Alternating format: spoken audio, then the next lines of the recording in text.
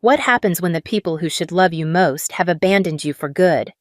Olivia's world was turned upside down at just 8 years old when her parents left without warning, choosing to leave her in the care of her grandmother. 10 years later, after growing up under Grandma Evelyn's care, Olivia had built a life for herself, one based on hard work, love, and trust. But when her parents returned, pretending to care, Olivia was faced with a choice: let them back in or finally put herself first. Stay tuned to see how Olivia handles the return of the ones who left her behind, and don't forget to subscribe for more. I was 8 years old when my world shattered. The evening was warm, with the kind of soft sunlight that bathed the sky in gentle pinks and oranges, painting the air with warmth. I remember sitting in the back seat, my small hands clutching my stuffed rabbit, as we drove down the familiar road to Grandma's house. I wasn't scared. I loved visiting her. She always had fresh cookies waiting, her hugs warm, filled with the scent of lavender and old books. But that night was different. As the car pulled into the driveway, my mother turned in her seat, her expression tight, like she was holding something back. "We just need some time to figure things out," she said softly, avoiding my eyes. "Be good for Grandma." That was it. No long explanation, no goodbye hugs, just those words, said too carefully, like she had rehearsed them 1,000 times. I nodded, too young to understand the gravity of what was happening, too trusting to believe anything other than what she told me. I climbed out of the car, my small backpack slung over my shoulder.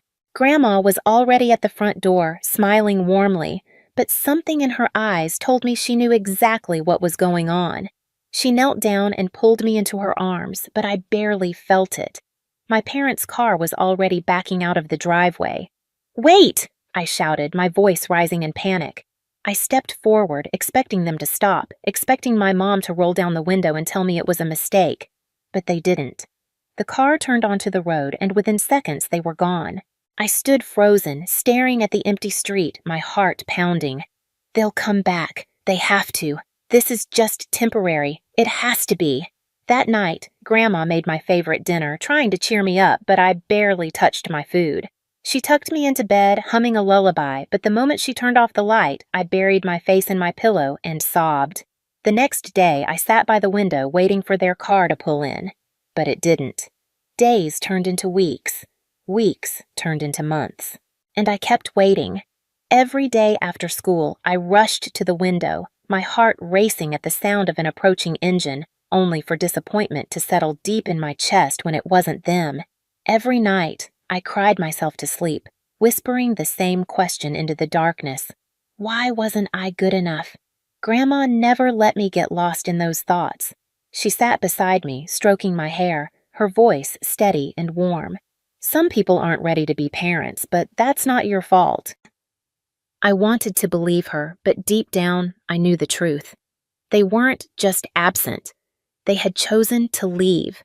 Life with Grandma Evelyn was nothing like what I had known before. She was sharp, sophisticated in a quiet, humble way, and disciplined, but with the warmest heart. She lived in a modest home, drove an old sedan that had more miles on it than I had memories, and still worked as a high school principal, even though she didn't need to. It wasn't until later that I realized how wealthy she truly was, but Grandma never cared for luxury.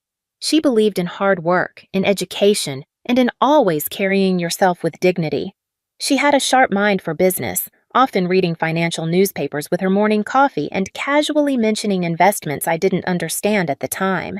Despite her success, she never let money define her. Under her care, I flourished. She encouraged my love for science, fueling my curiosity with books, experiments, and endless discussions about how the world worked. She hired tutors when I struggled, never letting me believe I was anything less than capable. Every night, she sat with me at the kitchen table, helping me through my toughest homework. She was never impatient, never condescending. "Knowledge is power, my sweet girl," she'd say with a knowing smile. "And you, my dear, are going to change the world." Hey, the first time I truly believed her was when I won first place at the state science fair.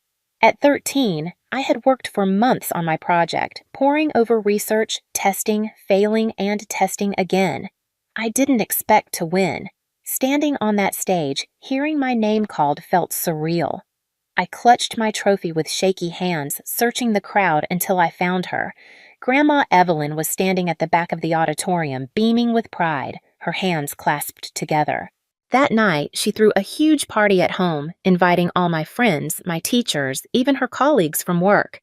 The house was filled with laughter, music, and the scent of her famous homemade lasagna. "That's my girl," she had whispered as she hugged me tightly. "You've only just begun." And in that moment, I knew I didn't need to wait by the window anymore. I stopped thinking about my parents, stopped hoping they would come back, stopped caring why they left. I had Grandma, and she was more than enough. Years passed, and before I knew it, I was standing in a beautifully decorated restaurant celebrating my 18th birthday. Grandma had rented out her favorite spot in town, filling the space with my closest friends, teachers, and mentors. She gave a toast, her voice steady and full of pride, as she spoke about the young woman I had become. But it was after the party, when the guests had left, that she handed me the small velvet box. I opened it to find a delicate gold chain with a tiny key pendant. "This is more than just jewelry," she said, watching me closely. "One day you'll understand." I ran my fingers over the key, smooth edges, confused but touched. "Is it for something?" I asked, but she only smiled. "You'll know when the time comes." I didn't press her further. At the time, I had no idea that this would be our last celebration together, no idea that just 3 months later everything would change again. I never thought I'd lose her so soon. The call came in the middle of the afternoon. I had just finished a class project when my phone buzzed. I almost didn't answer, thinking it was one of my friends, but the moment I heard the voice on the other end, my world stopped. "Olivia, it's about your grandmother." By the time I reached the hospital, she was already gone. A heart attack, they said, quick and painless, but the pain I felt was anything but. It ripped through me, hollowing me out from the inside. One moment she had been there, my rock, my family, my entire world. The next, she was just gone. I moved through the next few days in a haze. Arrangements were made, people whispered condolences, but it all felt distant, unreal. The funeral was beautiful, exactly as she would have wanted. Her former students filled the church, standing in quiet rows, sharing stories of how she had shaped their lives. Some spoke of how she had pushed them to do better, believed in them when no one else did. Others told tales of her kindness, moments where she had helped in ways no one had ever known. I sat in the front row, clutching the tiny gold key necklace she had given me, trying to breathe through the grief that pressed against my chest like a vice. I was alone now, or at least, I thought I was. Then, I felt it before I even turned. That sharp, familiar prickle down my spine, the weight of old ghosts entering the room as if they had any right to be here. I turned slowly, and there they were. My mother, hair streaked with gray, her once perfect face now weathered. My father, heavier now, his confident posture forced. But their eyes? Those eyes hadn't changed. After 10 years of trying to forget them, I would have recognized them anywhere. My heart hammered against my ribs, my fingers tightening around the necklace as if it could somehow protect me from them. They moved toward me wearing practiced concern, their faces arranged in masks of grief. "Olivia, sweetheart," my mother murmured, reaching for my hand. I pulled away before she could touch me. "We came as soon as we heard," my father added, shaking his head solemnly as if he had the right to grieve her. "We're so sorry about your grandmother." I couldn't speak. I couldn't breathe. For 10 years I had waited for this moment, imagined what I would say if they ever came back. But now that they were standing in front of me, all I could feel was rage.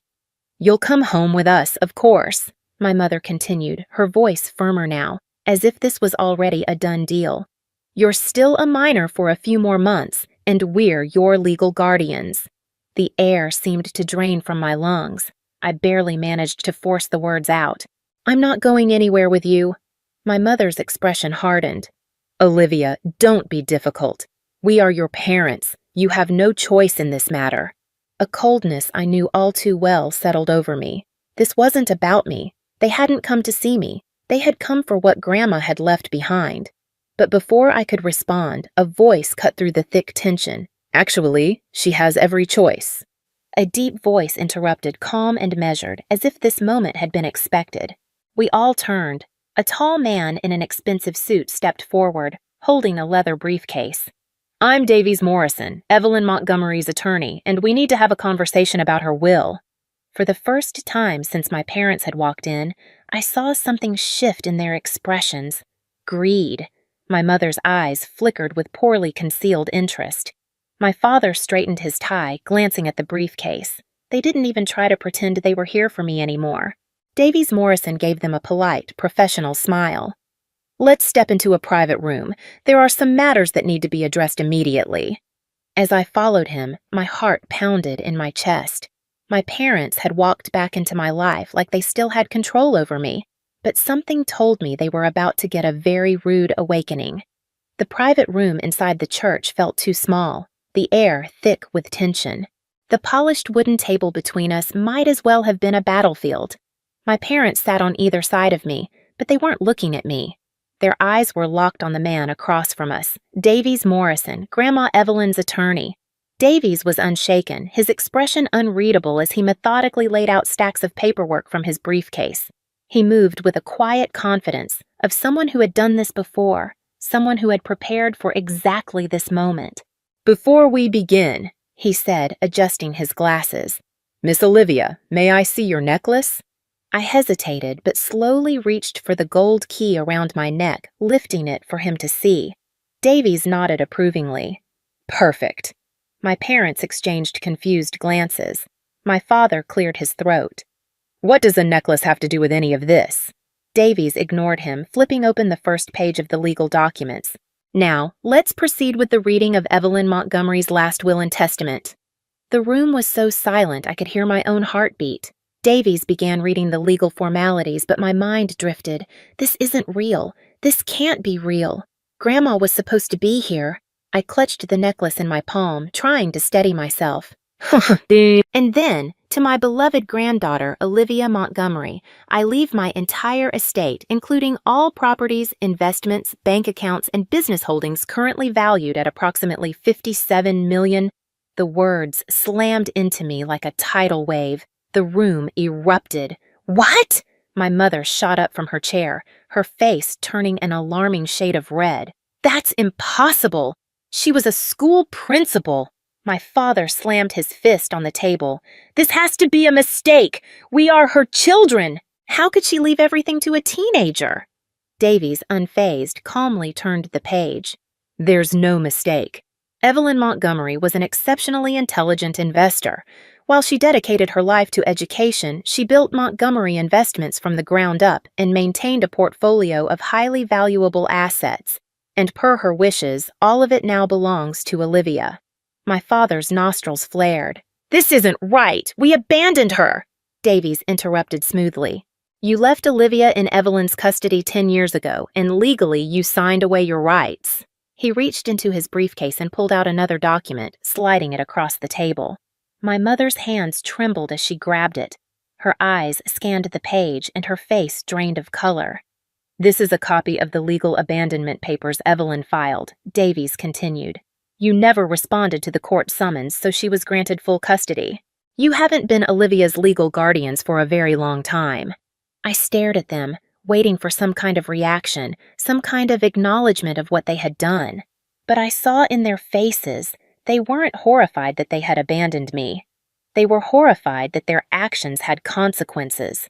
My mother's hands curled into fists. This can't be real. She was clearly manipulated. We will contest it. Davies didn't blink. You're welcome to try, but I assure you, every document is airtight. She planned for this, every signature, every clause, every financial transfer done with legal precision. My father leaned forward, gritting his teeth. You can't expect us to just walk away from our own mother's fortune. Davies met his stare with practiced ease. You already did, 10 years ago. Silence. I tightened my grip on my necklace, my fingers pressing against the smooth surface of the key. This was really happening. Everything had just changed. Davies cleared his throat. Additionally, the will specifies that Olivia is to be legally emancipated immediately. A trust has been established in her name to ensure financial security. My mother shook her head, her voice sharp. She's just a child. She doesn't know how to handle this kind of money. That's exactly why Evelyn spent years preparing her, Davies countered, and why she made sure neither of you would ever have access to a single cent. My mother's face twisted with fury. You don't understand what you're doing, Olivia, she hissed, her tone suddenly sickly sweet. Let us help you. We're family. I lifted my gaze and finally found my voice. Where was family when you left me? They didn't answer. Where was family for the past 10 years while Grandma raised me? My voice shook, but I didn't back down. You didn't come here for me. You came here for the money. My father exhaled harshly. We made mistakes, but we're here now. We can make things right. I let out a hollow laugh, the sound bitter on my tongue. Make things right? I pushed my chair back, rising to my feet, my hands still clenched into fists. You think you can just walk back into my life because there's money involved? That I'd let you? Their silence said everything. Davies straightened his papers, his face unreadable.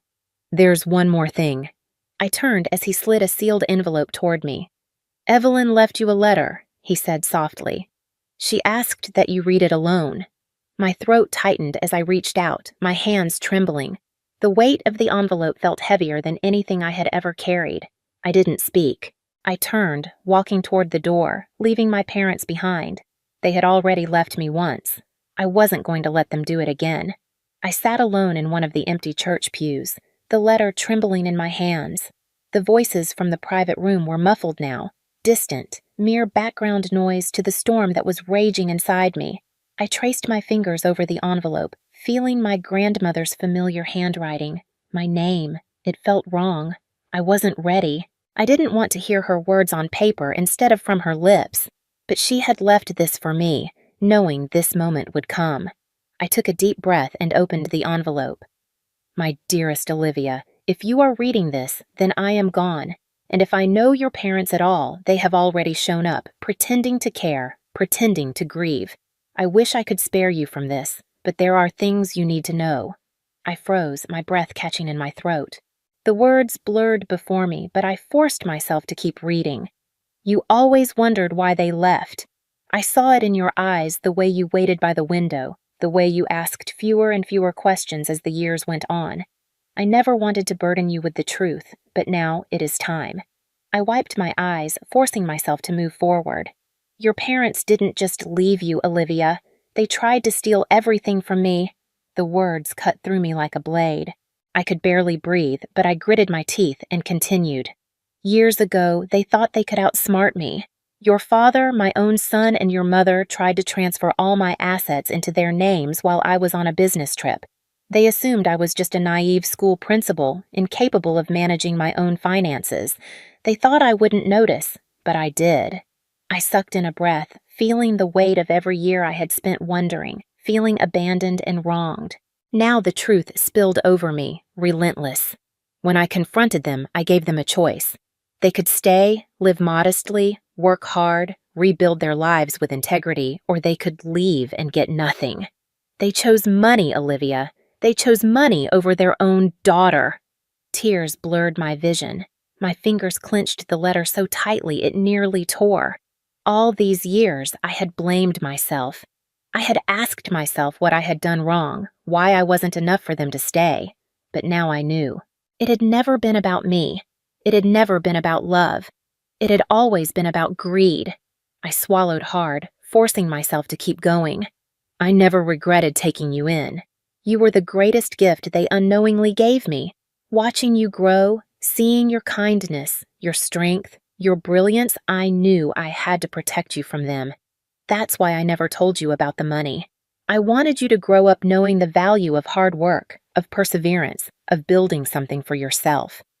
A sob caught in my throat, but I continued. But now you must know the truth. They will try to manipulate you.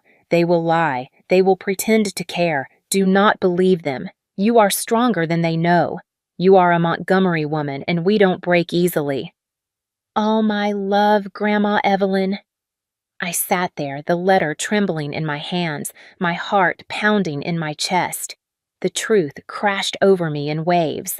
They hadn't just abandoned me. They had tried to steal from their own mother, and when they couldn't, they had walked away, leaving me behind like an afterthought. Not because they were struggling, not because they had no choice, because money meant more to them than their own child. A sharp, bitter laugh escaped me. They thought they could walk back into my life and take what wasn't theirs. They thought I would be weak, desperate for the love I had once begged for. But Grandma had seen this coming. She had prepared me for this moment. I wiped my tears, straightened my back, and clutched the key around my neck. I had spent 10 years waiting for them, but now it was time for them to watch me walk away. They didn't give up easily. For months, my parents tried everything to take what wasn't theirs. They hired lawyers to contest the will, dismissed. They claimed Grandma Evelyn was mentally unfit when she wrote it, proven false. They even attempted to argue that I, at 18, was too young to manage such wealth, legally irrelevant. Every single time, they hit a wall because Grandma had planned for this. Her will was airtight. Every document had been filed perfectly. Every clause, backed by years of legal preparation. There were no loopholes, no weak spots. And yet my parents still refused to accept it. Their final act of desperation came 3 months later. They stormed into Montgomery Investments, demanding to be heard. I was in a meeting when security called asking what I wanted to do. I should have told them to escort my parents out, but something inside me told me to end this myself. I stood tall as I walked down to the lobby, stepping out of the elevator in a tailored navy suit, one of Grandma's favorites that I'd claimed as my own. The key necklace sat against my collarbone, a silent reminder of who I was now. They saw me immediately. "You can't keep us out!" my mother snapped, her voice echoing through the marble walls. "This is our family business," my father added, his face flushed with anger. I met their glares calmly, folding my arms. "No, it's mine," my mother scoffed. "We raised you! You wouldn't have anything without us!" A bitter laugh escaped me. "You didn't raise me. Grandma did." Her eyes narrowed. "You can't erase us, Olivia. We're still your parents." I took a step closer, lowering my voice. "You left me. Now I leave you." They weren't expecting that. For the first time, I saw fear in their eyes, not of losing money, but of losing their last shred of control over me. But then my father straightened, jaw tight with frustration. "If you won't let us in, we'll take this public. The media will love a story about a spoiled teenager stealing her parents' rightful inheritance." I tilted my head slightly, eyes locking onto theirs. "Go ahead." My mother blinked in disbelief. "What?" I stepped forward, voice unwavering, sharp like a blade. "Tell the world how you abandoned your 8-year-old daughter." Their faces drained of color. "Tell them how you tried to steal from your own mother, how you signed away your rights, how you disappeared for 10 years only to come back when you smelled money." My father opened his mouth, then shut it, caught in his own lies. "Go on," I urged, my words cold. "Tell them everything." I saw it then, the fire in my mother's eyes dimming, her desperation growing. She glanced at my father, searching for a way out, a loophole, anything that could save them. But there was nothing. They had lost. They weren't the victims here. They were the villains. And now, finally, they saw it. The silence stretched on between us, thick with the weight of their defeat. I could see it in their eyes the moment they realized they had nothing left to fight for. They had gambled everything and walked away with nothing, just like always. My mother's lip curled into a sneer, her voice barely above a whisper. "You'll regret this." I smiled, my voice steady. "No, I won't." And just like that, they turned and walked away out the door, out of my life, for good. I let out a breath I hadn't realized I was holding. It was over. I glanced down at the key around my neck, fingers tracing its edges. Grandma had been right. I was a Montgomery woman, and we don't break easily. I sat in Grandma's old office, now mine, as Davies Morrison plugged a USB drive into his laptop. The screen flickered to life, and there she was, Grandma Evelyn. Her warm smile, her wise eyes. She looked healthy, strong. She must have recorded this just before she passed. "Olivia, my darling girl," she began, her voice steady. "If you're watching this, then everything has happened exactly as I expected, and I know you, sweetheart. I know you're strong enough to handle it." I swallowed hard, the lump in my throat growing. My fingers gripped the chair's arms tightly. "Your parents showed up at my funeral, didn't they?" Grandma chuckled softly. "Of course they did. They thought they could take what was never theirs to begin with." Tears welled in my eyes, but I refused to let them fall. "But I didn't leave you just money, Olivia. I left you a mission." The video cut to images of children laughing, playing, carefree. "I built the Montgomery Foundation in secret, using our wealth to help abandoned and neglected children. And now, it's yours. You'll be its director. You'll decide how many lives we change." I pressed my hand to my chest, the key around my neck grounding me in that moment. "Use our fortune for good, Olivia, not to hoard or control, but to lift others up. That is our true legacy." The screen went black. I exhaled, a strange sense of peace washing over me. For months, I had been preparing for battle, standing firm against parents who had never deserved that title. Now it was time to build something far bigger than them. The weeks that followed were a blur. I officially took control of Montgomery Investments, meeting with board members who had worked with Grandma for years.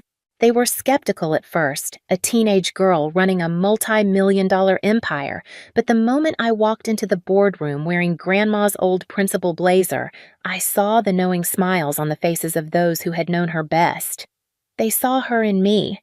I wasn't just an heir stepping into wealth. I was a Montgomery woman. Some things I chose to keep the same. Grandma's old Toyota still sat in my garage, even though I could afford any car I wanted. I couldn't bring myself to sell it. It reminded me of where I came from, the woman who had built an empire but chose to live simply. Because true wealth isn't about what you own. It's about what you do with it. And as I signed the first round of scholarship approvals for abandoned children, I finally understood. I wasn't just Grandma's heir. I was her legacy. What do you do when the family you've been waiting for, the family you've been trying to please, finally shows up only to reveal their true intentions? Do you let them back in, or do you finally stand your ground and show them exactly who you've become?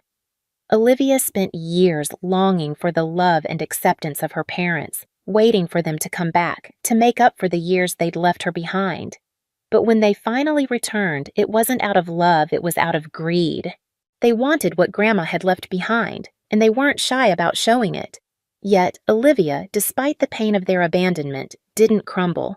She stood tall, strong in the legacy her grandmother had left her. The truth hurt. It shattered the illusion Olivia had clung to for so long. But in that moment, when her parents attempted to take what wasn't theirs, Olivia realized she had everything she needed to move forward. Not wealth, not property, but the strength and wisdom Grandma had instilled in her.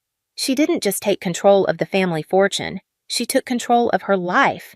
And in the process, she built a future that honored her grandmother's true legacy, a legacy of giving, of making a difference, of standing firm. So, what would you have done in Olivia's shoes? Would you have let them back in, or would you have closed the door for good? Let's discuss in the comments. And if this story resonated with you, don't forget to like, subscribe, and stay tuned for more powerful stories.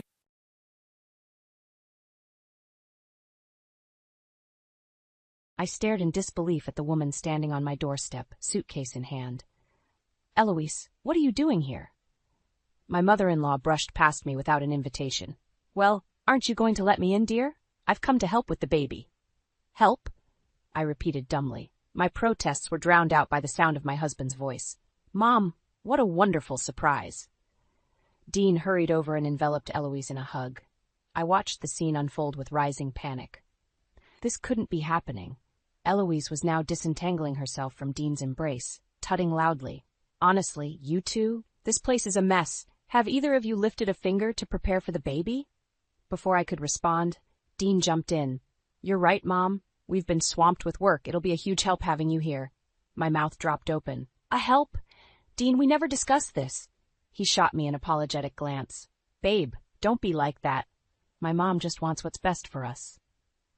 Eloise nodded vigorously. Of course, dear. A new mother needs guidance, after all. Her eyes bored into mine with thinly veiled disdain. I felt something inside me shrivel. This was exactly how it started with Jillian, Dean's sister.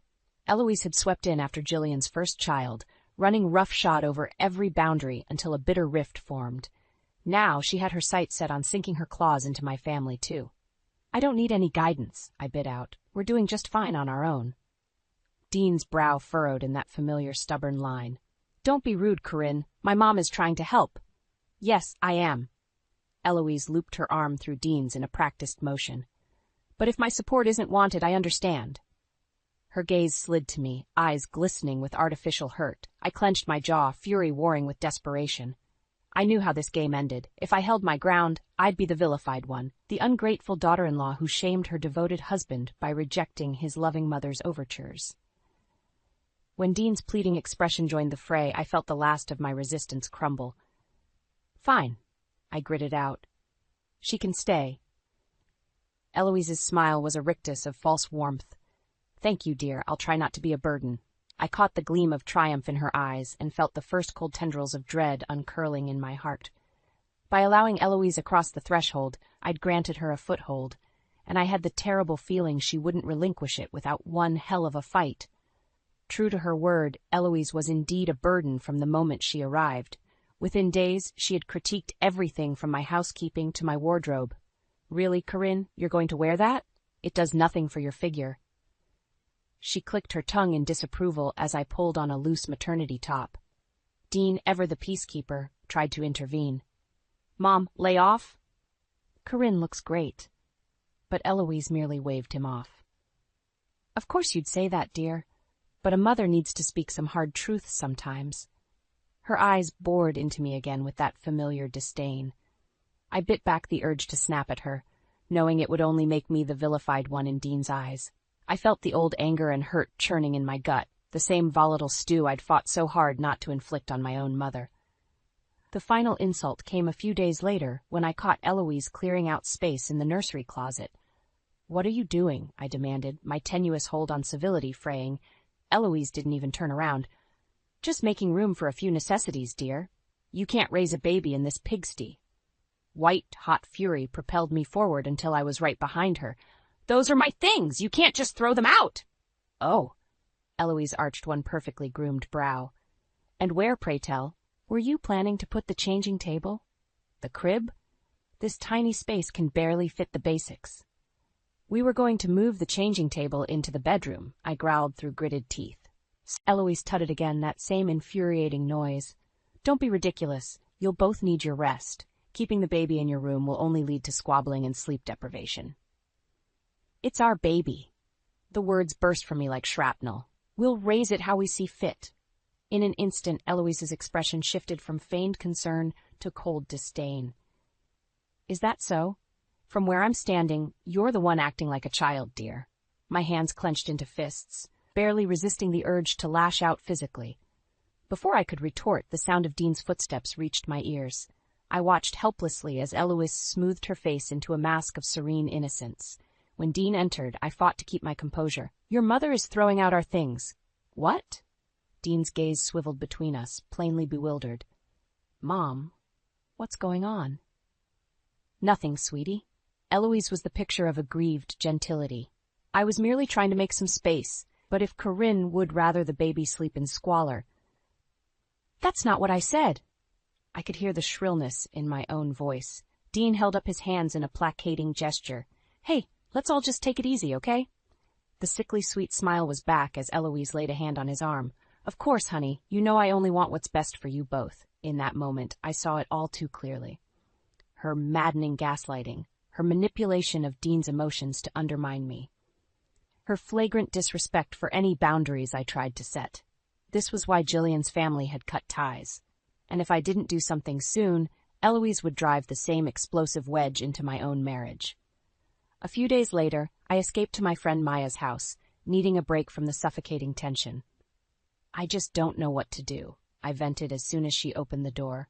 Eloise is driving me crazy. She questions everything I do, oversteps every boundary. Maya ushered me inside, her expression one of sympathy. That's awful, Corinne.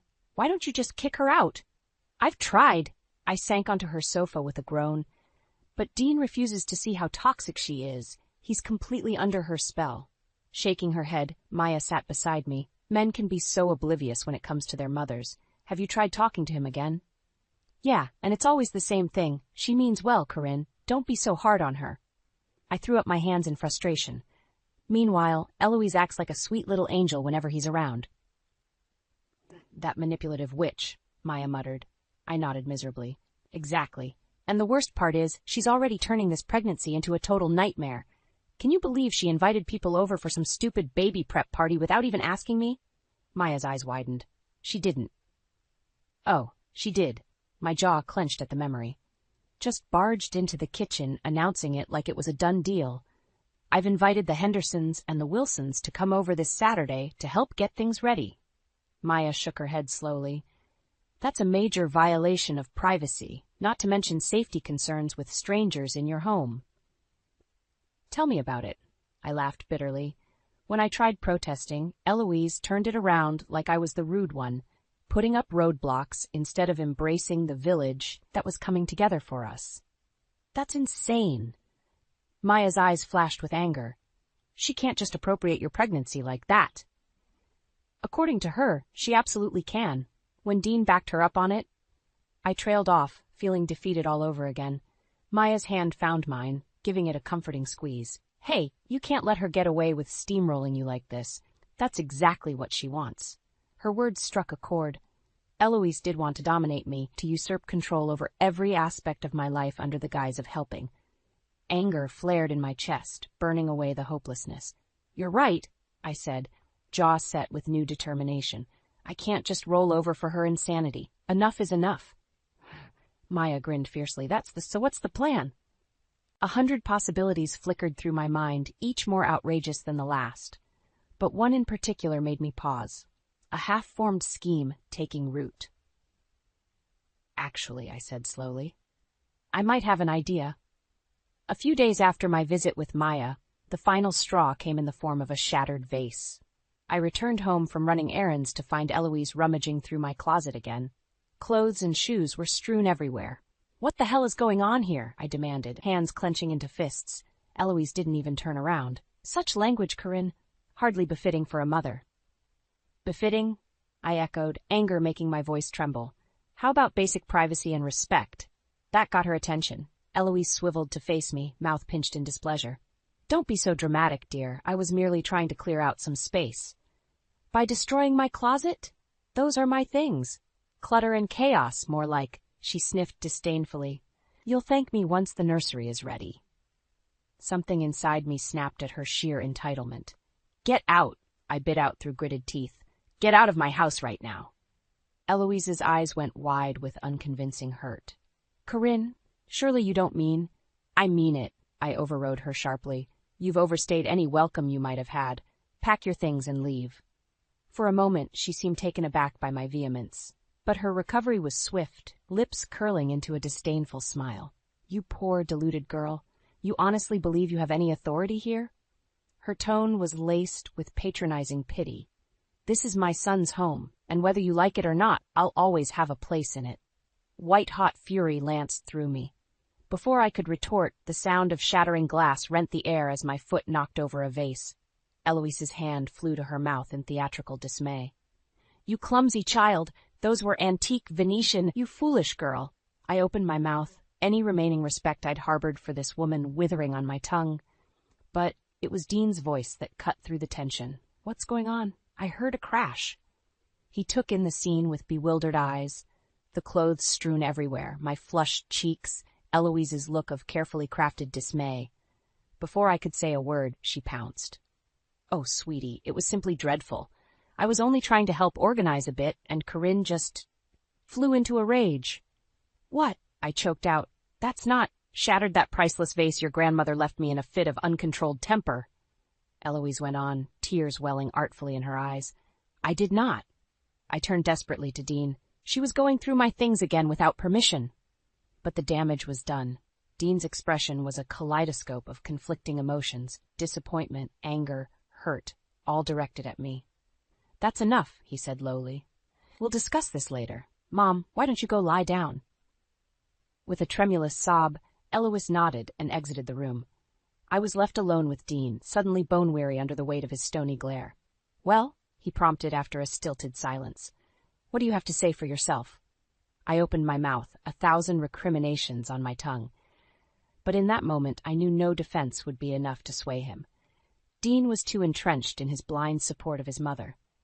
My shoulders sagged in defeat. What was the point of fighting a war I couldn't win? That night, as I lay awake in bed, the first flickers of another strategy began taking shape. If shouting matches and explosive confrontations failed, perhaps a more subtle approach was needed. Eloise wanted to undermine me? Well, two could play at that game. Only this time I'd strike with stealth and cunning rather than blunt force.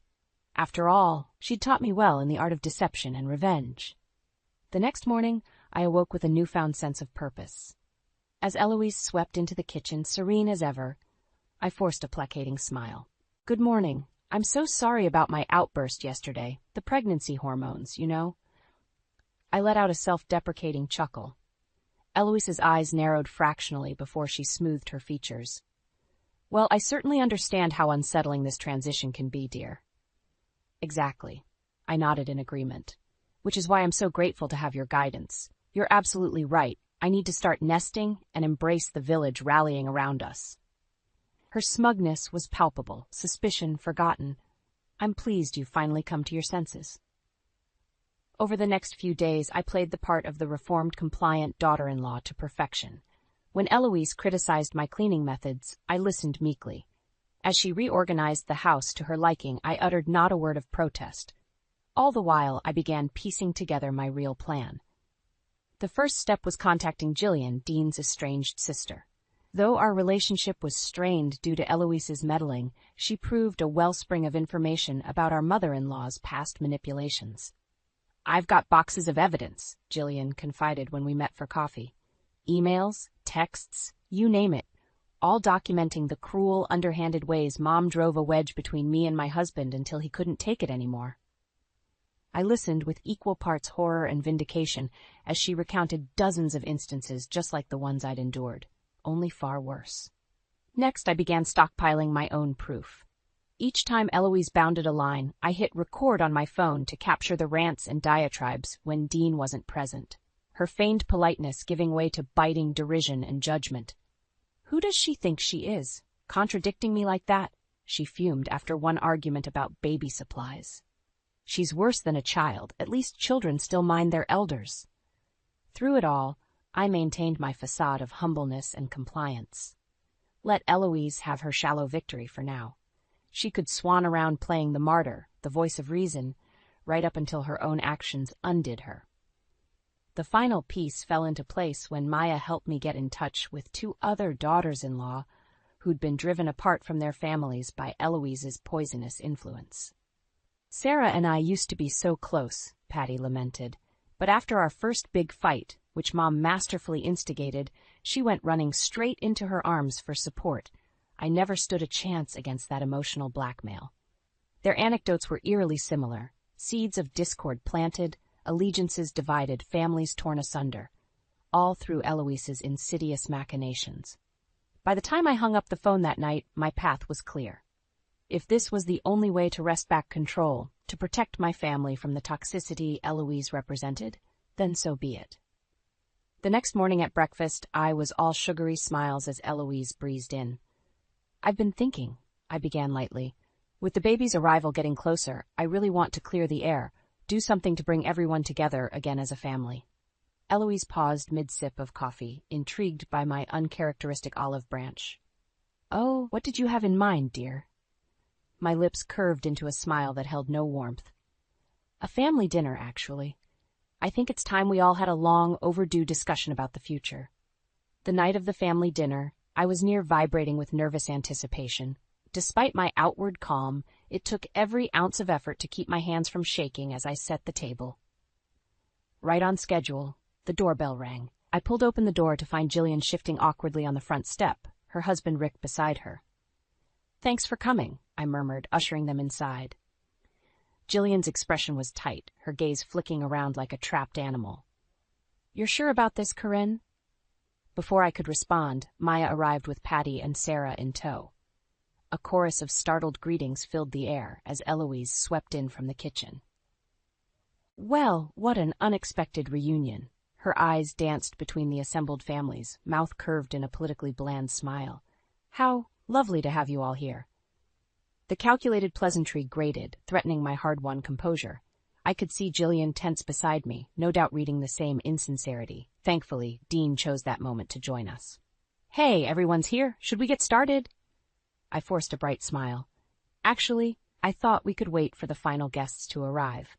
Right on cue, the doorbell rang again. This time it was the Conway family, former in-laws who had cut ties with Eloise over a decade ago after an epic blowout regarding their grandchildren. Complete silence reigned as Eloise registered their presence, a muscle twitching in her artificially smooth cheek. "Judith, Thomas, how unexpected." Judith offered a tight smile that didn't reach her eyes.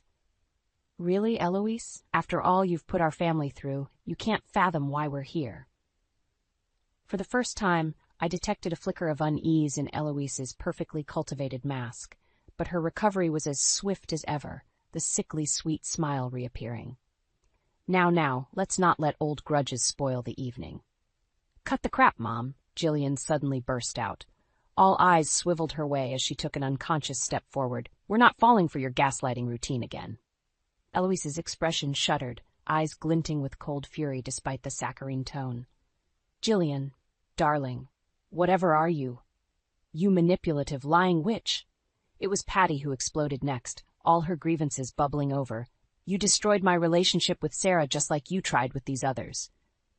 The room erupted into a maelstrom of shouting voices, accusations flying, tempers flaring, decades of bitterness and pain unleashed. Through it all, Eloise stood ramrod straight, eyes blazing, veneer of civility disintegrating. At some point, Dean's voice cut through the chaos. "Enough! What the hell is going on here?" An eerie hush followed his bellow. I could see the stunned hurt writ across his features as the reality of the situation dawned. My mouth was dry as chalk, but I knew this was the moment. Reaching into my pocket, I pulled out my phone and met Eloise's gaze steadily. "You might want to have a seat for this." The first recording began to play, anger and condescension dripping from Eloise's tinny voice as she ranted about me. Then another file, more vicious put-downs and criticisms, and another after that, the damning evidence piling up one after another. Eloise paled, seemingly struck dumb. Dean's expression morphed from disbelief to stunned hurt to white-hot rage, as each new vileness issuing from his mother's lips assailed him. By the time the final recording clicked off, a profound silence had fallen over the room. I could see it all clicking into place for Dean, the missing puzzle pieces, the half-sensed deceptions. Finally he turned to Eloise, face like chiseled stone. "Get out!" Her mouth worked soundlessly as she struggled to find her footing. "Sweetheart, you don't understand." "I said get out!" Dean's roar made us all flinch. "I want you gone, Mom, tonight." To her credit, Eloise didn't argue further, shoulders slumped in rare defeat. She turned and walked out of the dining room, out of our lives. Only then did the euphoric chatter and embraces erupt around me. But all I could feel was the searing ball of hatred still burning in my belly, despite my victory. Because as satisfying as her downfall was, I knew it was only the beginning of making her pay. A tense silence fell over the dining room after Eloise's abrupt exit. I could sense the weight of 1,000 unspoken questions, accusations, and recriminations hanging in the air between Dean and the assembled families. Judith Conway was the first to break it. "Dean, I know this is a shock, but your mother's behavior—" "Don't." Dean's voice was little more than a ragged croak as he held up a hand. "Just don't." He dragged his palm down his face, suddenly looking decades older. When his eyes finally lifted to meet mine, they were haunted. "You knew about all of this vindictiveness, the cruelty." It wasn't quite an accusation, more a pleading for context, for something to make sense of the shattered reality before him. I swallowed hard against the surge of bitterness that welled in my throat. How many times had I tried explaining only to be brushed aside? But righteous anger would only push him further away now. I suspected for a while, I admitted quietly, but I could never get through to you, Dean. Eloise was always able to gaslight me, twist the reality to make me seem irrational. He flinched slightly at her name, then sank heavily into a dining chair. The wariness emanating from him was a physical force. So that's why you brought everyone here. Rick broke the stilted silence, realization dawning. To gang up and force the truth. I opened my mouth to protest the callous phrasing, but Patty jumped in quickly. Not gang up, she said firmly. Corinne had to take drastic steps because of how thoroughly Eloise isolated us all, divided and conquered to maintain control. A dull flush crept up Dean's neck as he digested her words. I could practically see the pieces clicking into place, memories and long-buried doubts resurfacing to be viewed under a new, but unerringly honest light. Jillian reached across the table, placing a tentative hand over his. I didn't want to believe it at first either. Not about Mom. Her lips twisted in a rueful approximation of a smile, but her awfulness became impossible to ignore after a while. Dean's jaw clenched hard, eyes glistening with shame, anger, a kaleidoscope of volatile emotions. When he spoke again, the words emerged muffled, as if forced between gritted teeth. All this time? The horrible things she said about you. His haunted gaze found mine again, as the gravity of his betrayal seemed to crash over him in waves. While I just stood by and let her. A pregnant pause lingered as the accusation remained unspoken. In that moment, I could have lashed out, unleashed the full fury of my spite and grievances upon him. But something in his ravaged expression stayed my tongue. Because as righteous as my anger burned, his anguish ran equally deep. My husband had been gaslit, masterfully manipulated by a toxic parent, just like the others in this room. His world had been upended as thoroughly as mine once was. So instead of dealing further blows, I rose and crossed to where he sat, slumped. Ignoring the other's questioning stares, I reached out and drew his head against my stomach, cradling him against the swell of my pregnancy. It's gonna be okay, I murmured, feeling his ragged breaths against my abdomen. We're gonna be okay. Dean stiffened for a moment, then seemed to melt into my embrace like a marionette with its strings cut. I stroked his hair lightly as his shoulders began to shake with silent sobs, offering him this rare shelter and solace. This was a new beginning, I realized. One built on a foundation of brutal truth, but truth nonetheless. Whatever came next, we would face it together as partners rather than adversaries. The cycle of toxicity and deception was broken. That night, as we fell into an exhausted sleep tangled in each other's arms, I understood the true cost of vengeance was not violence or hatred, but mercy. Mercy hard-won and bestowed upon the humbled. Only then could the past be laid to rest, making way for a brighter future. In the weeks after Eloise's banishment, an uneasy calm descended over our household. Dean and I walked on eggshells around each other, both still processing the cataclysmic shift in our reality. He spent long hours at work, as if immersing himself in familiar routines could undo Eloise's ruinous legacy. When he was home, a brittle tension crackled between us, both skirting the emotional minefield her deceptions had laid. I understood his withdrawal, his need to compartmentalize.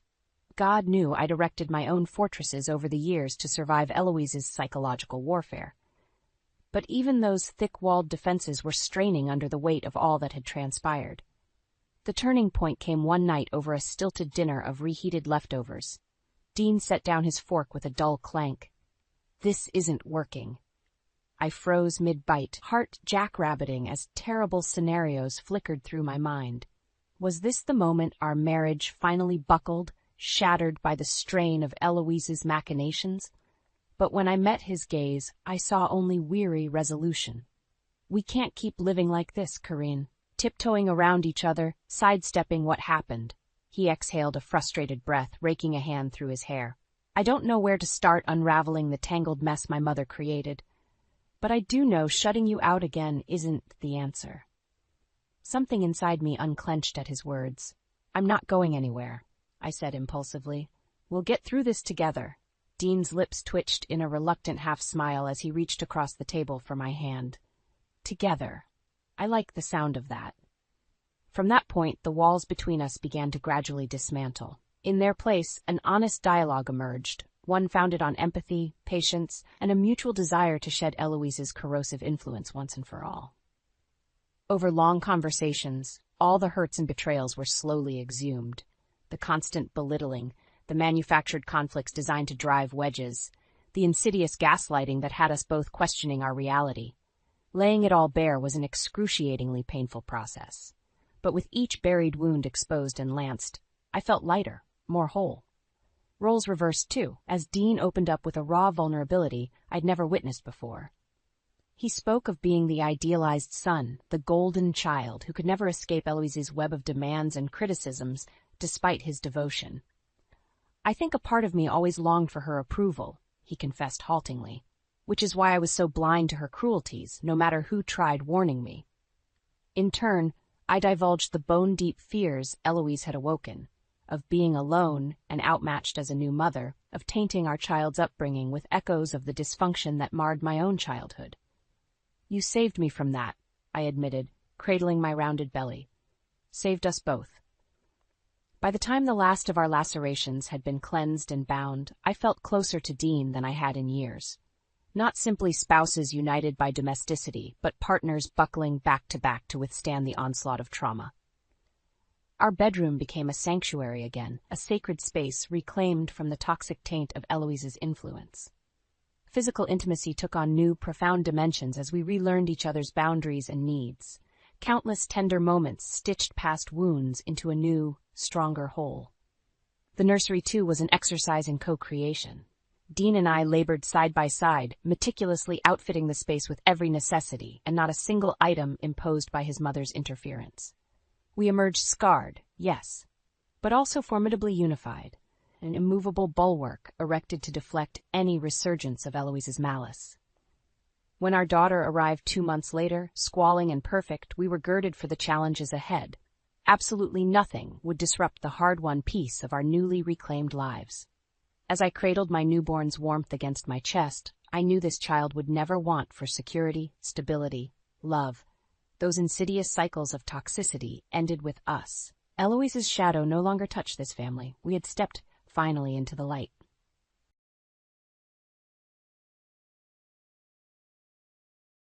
The warmth of the fireplace did little to chase away the chill that crept down my spine as Marianne's piercing gaze fell upon me. "Well, Avery, dear, I must say that dress is interesting," she said, her ruby-red lips curling into a smile that never reached her eyes. I forced a polite grin, my cheeks flushing. "Thank you, Marianne. It's one of my favorites." "I can see why." Elliot's mother gave a tinkling laugh that made the hairs on the back of my neck stand on end. "So bold and unique, just like you. Although I do wonder if it's quite appropriate for this family dinner."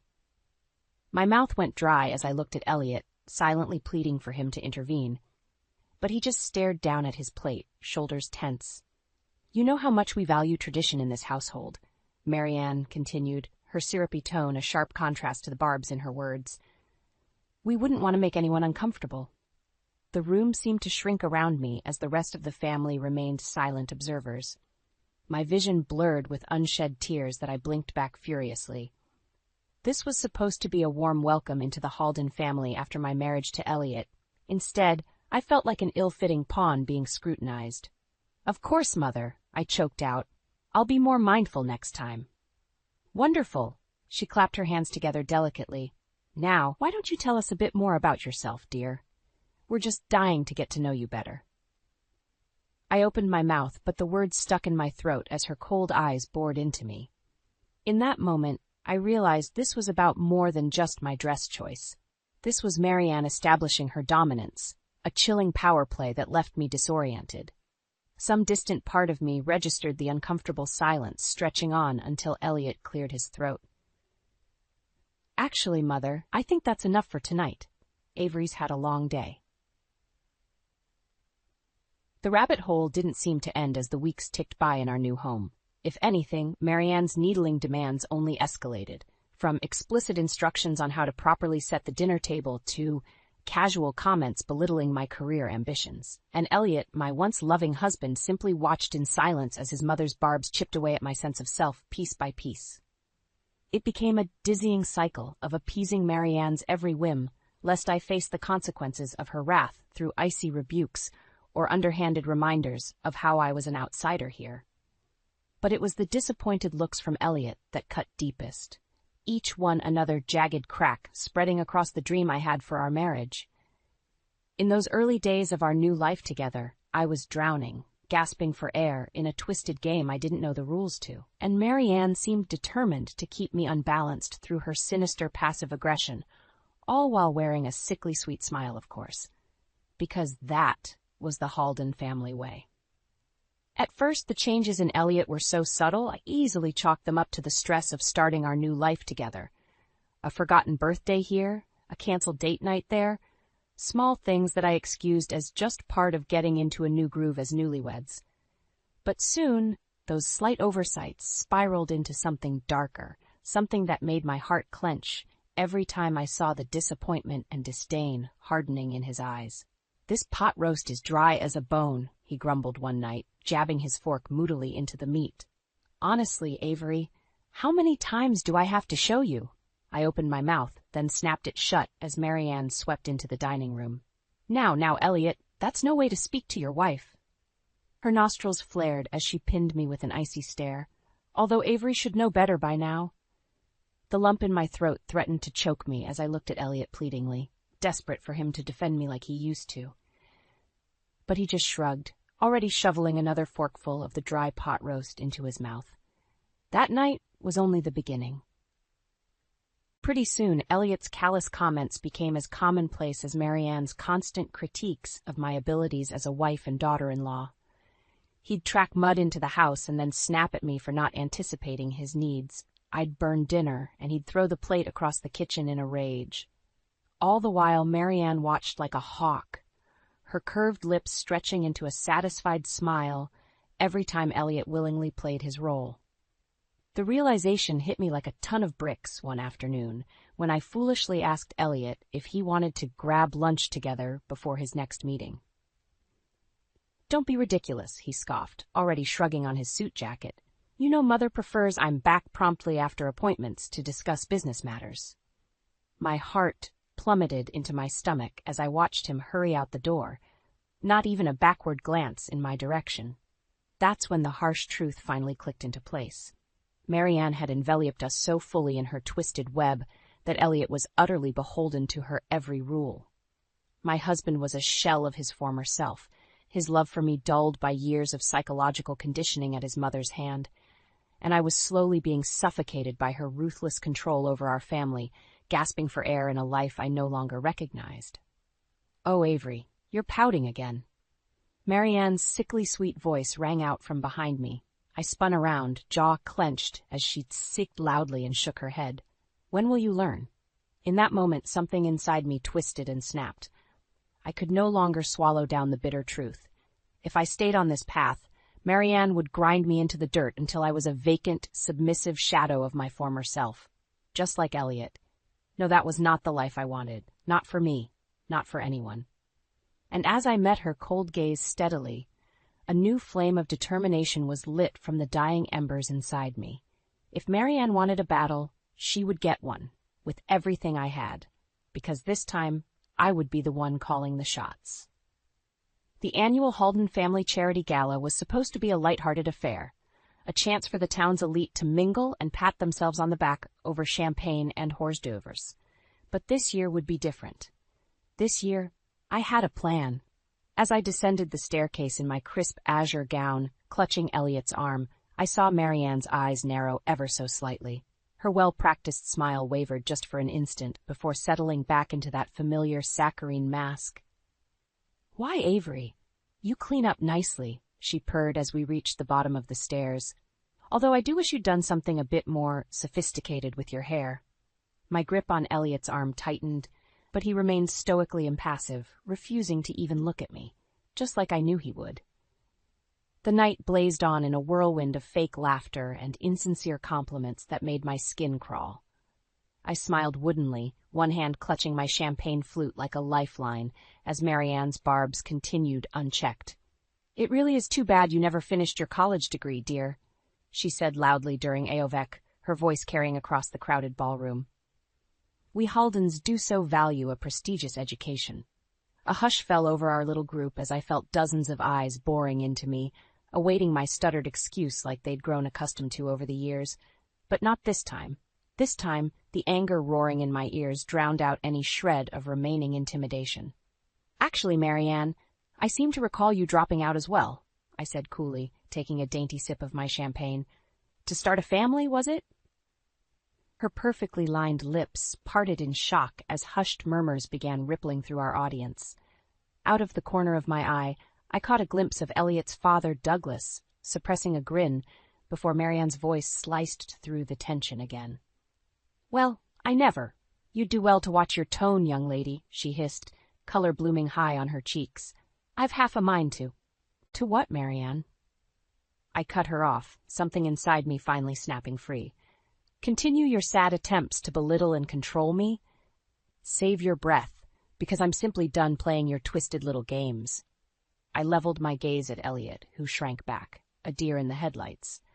"Or has your mother not told you about her plans to remove me from your lives? To wipe me from the picture completely so she can find you a more suitable bride to further the Halden legacy?"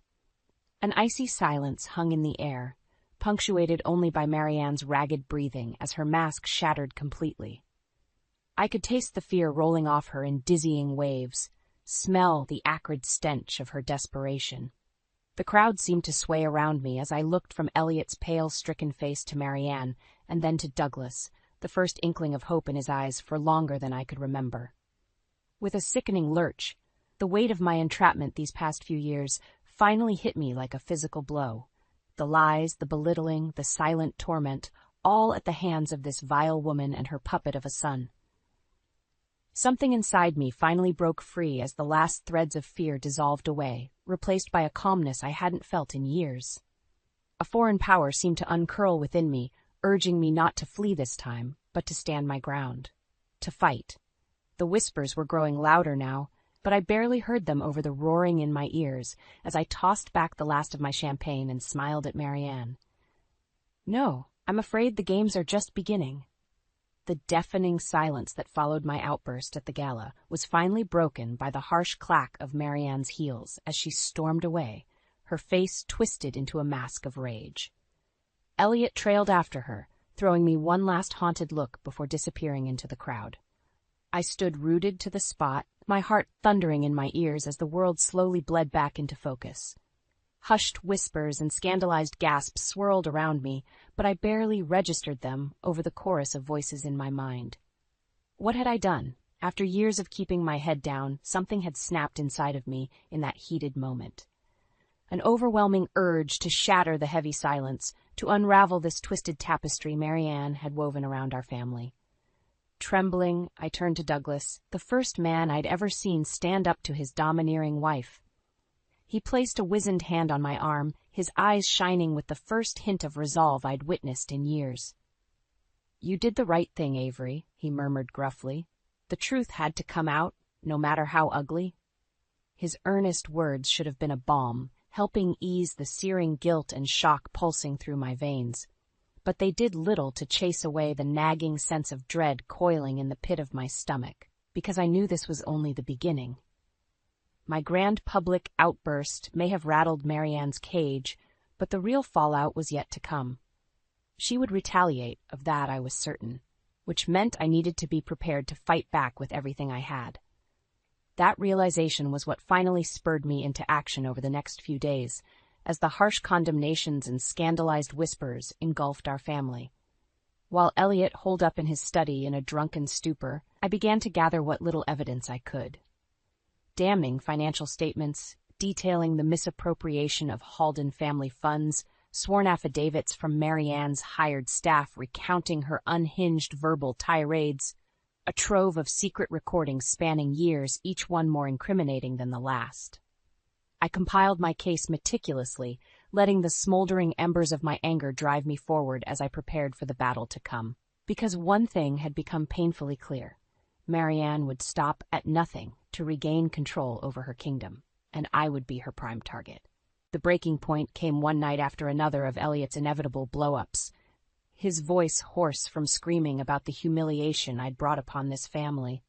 I had hidden in the pantry, my breath coming in raggedy pants as his venomous words hit their mark again and again, until finally I heard the telltale click of Marianne's heels against the hardwood and the murmur of their hushed conversation filtering through the cracked door. "Get rid of her." Marianne's low, steely voice made the hairs on the back of my neck stand up. "She's become much too unruly, much too dangerous to our family's interests."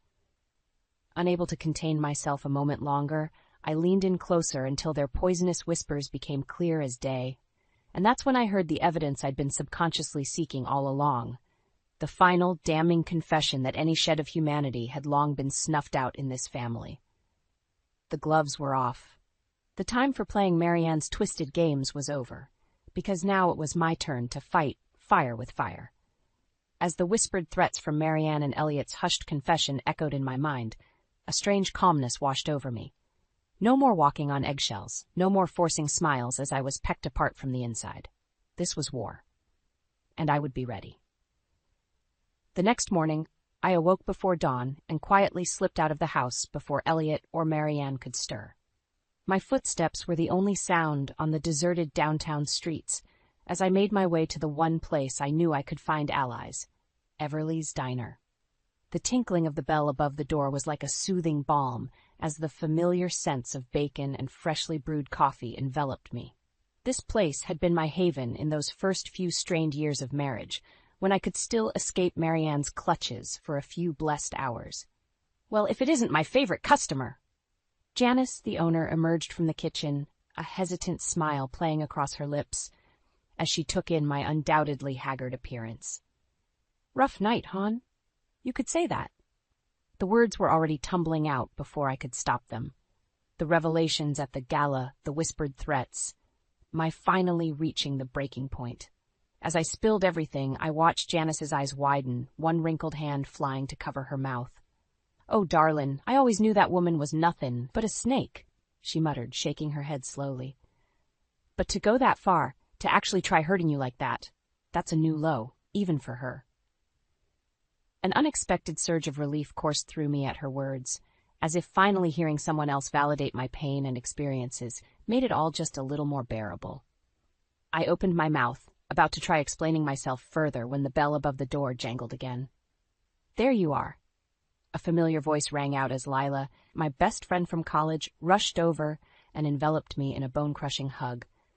Janice called and told me everything. "Avery, I'm so sorry I wasn't there for you all this time. If I'd known what was really going on." Her voice cracked with emotion, and I instinctively tightened my arms around her. Lila had been the closest thing to family I had in those first few years of my marriage before Marianne's isolating tactics finally pushed her away. "You're here now," I murmured, forcing a watery smile as she finally pulled back. "That's what matters." "Damn straight."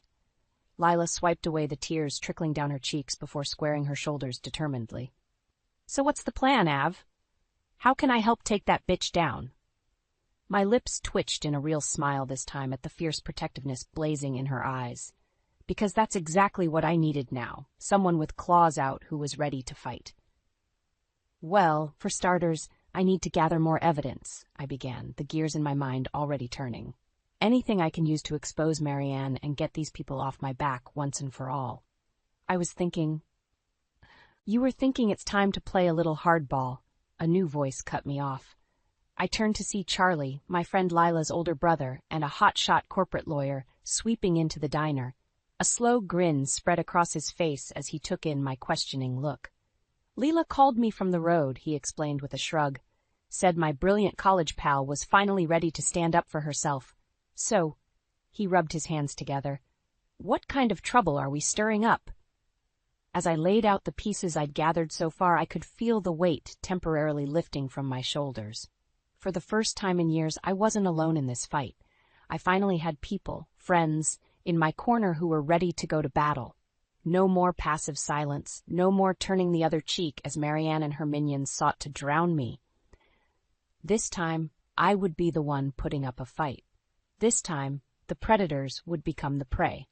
The next few weeks flew by in a whirlwind of clandestine meetings and furtive evidence gathering as Lila, Charlie and I built an airtight case against Marianne and her web of deceit.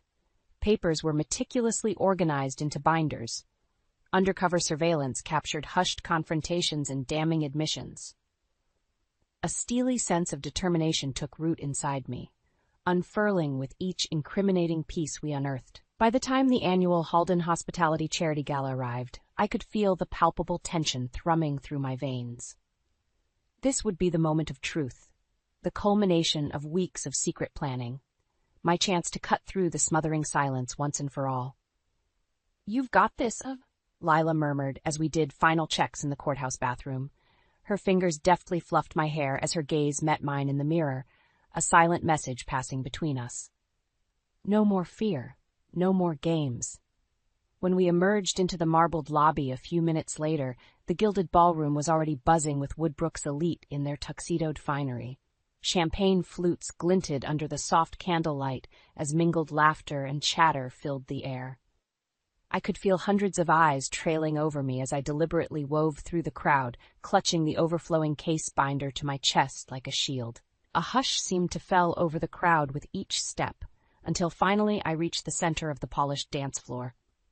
"Good evening, everyone," I said in a clear, ringing voice, flashing them all a brilliant smile. "I'd like to take a moment to celebrate the generous philanthropists in our community who have gone to such great lengths to give back." A smattering of hesitant applause followed, along with a few bewildered looks. Out of the corner of my eye, I watched Marianne stiffen, the color draining from her perfectly made-up face. "Of course," I continued lightly, "there are a few individuals here tonight who have been rather generous with their philanthropy, shall we say." As I spoke, I deposited the binder on a nearby table with a dull thud and began paging through the damning evidence. Embezzling funds from local charities and family trusts to fuel lavish lifestyles and keep up appearances, betraying the trust and confidence of those who believed in their philanthropic integrity. My voice remained maddeningly calm, even as Marianne's face contorted with rage and panic flickered in Elliot's eyes. As more and more details tumbled from my lips, a deafening silence fell over the crowd, broken only by the flutter of papers and my inexorable narration. "Then, of course, we have the less legal dalliances to account for as well." I leveled my gaze squarely at Elliot now, holding up glossy photographic proof of his indiscretions for all to see. Cavorting with strange women, deceiving his faithful wife, all while hiding behind this thin veneer of community-minded chivalry. The hushed gasps of shock seemed to reverberate against the vaulted ceilings now, shattered only by the guttural scream that finally tore free from Marianne's throat. Wild-eyed and trembling, she looked every bit the caged animal as security began closing in from all sides. In that crystalline moment of reckoning, I could see the final shreds of her meticulously constructed facade disintegrating into ash right before me. There would be no more lies, no more manipulations under the guise of propriety. For the first time since she'd callously destroyed my naive dreams of familial belonging all those years ago, I felt a savage sense of victory coursing through my veins unfettered. The karmic wheel had finally turned, and Marianne was powerless to stop it. As two burly guards moved to apprehend her, Marianne's gaze found mine one final time, feral and burning with hatred. But this time her venom held no power, sliding harmlessly away as the last of the fear dissolved inside me, because in that moment I was the master of her supposed checkmate. The thunderous silence that followed Marianne's dramatic arrest seemed to stretch into eternity. I could taste the collective shock and disbelief like a palpable force as the once venerable Halden family imploded before their eyes.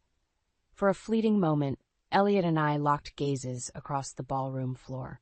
His expression was utterly inscrutable, eyes hollow and glazed as twin trails of moisture streaked his ashen cheeks. Then, just as quickly as the spell had woven between us, it shattered, splintering into 1,000 unspoken recriminations and shards of dashed hopes. Elliot's jaw hardened and he turned on his heel, retreating into the claustrophobic crowd as if I were the villain here, as if I had been the jackal systematically stripping our family apart, piece by piece. The bitter taste of defeat nearly choked me until a warm hand came to rest on my shoulder.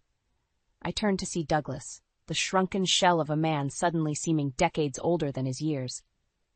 You did what you had to do, he murmured, his words barely audible over the rising din of panicked murmuring. She left you no choice. A knot I didn't realize I'd been carrying seemed to loosen ever so slightly at his reassurance. For so long, he had been just another one of Marianne's puppets, helpless against the manipulations of his monstrous wife.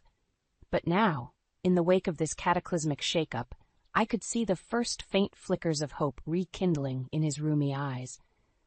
The iron manacles were finally loosening.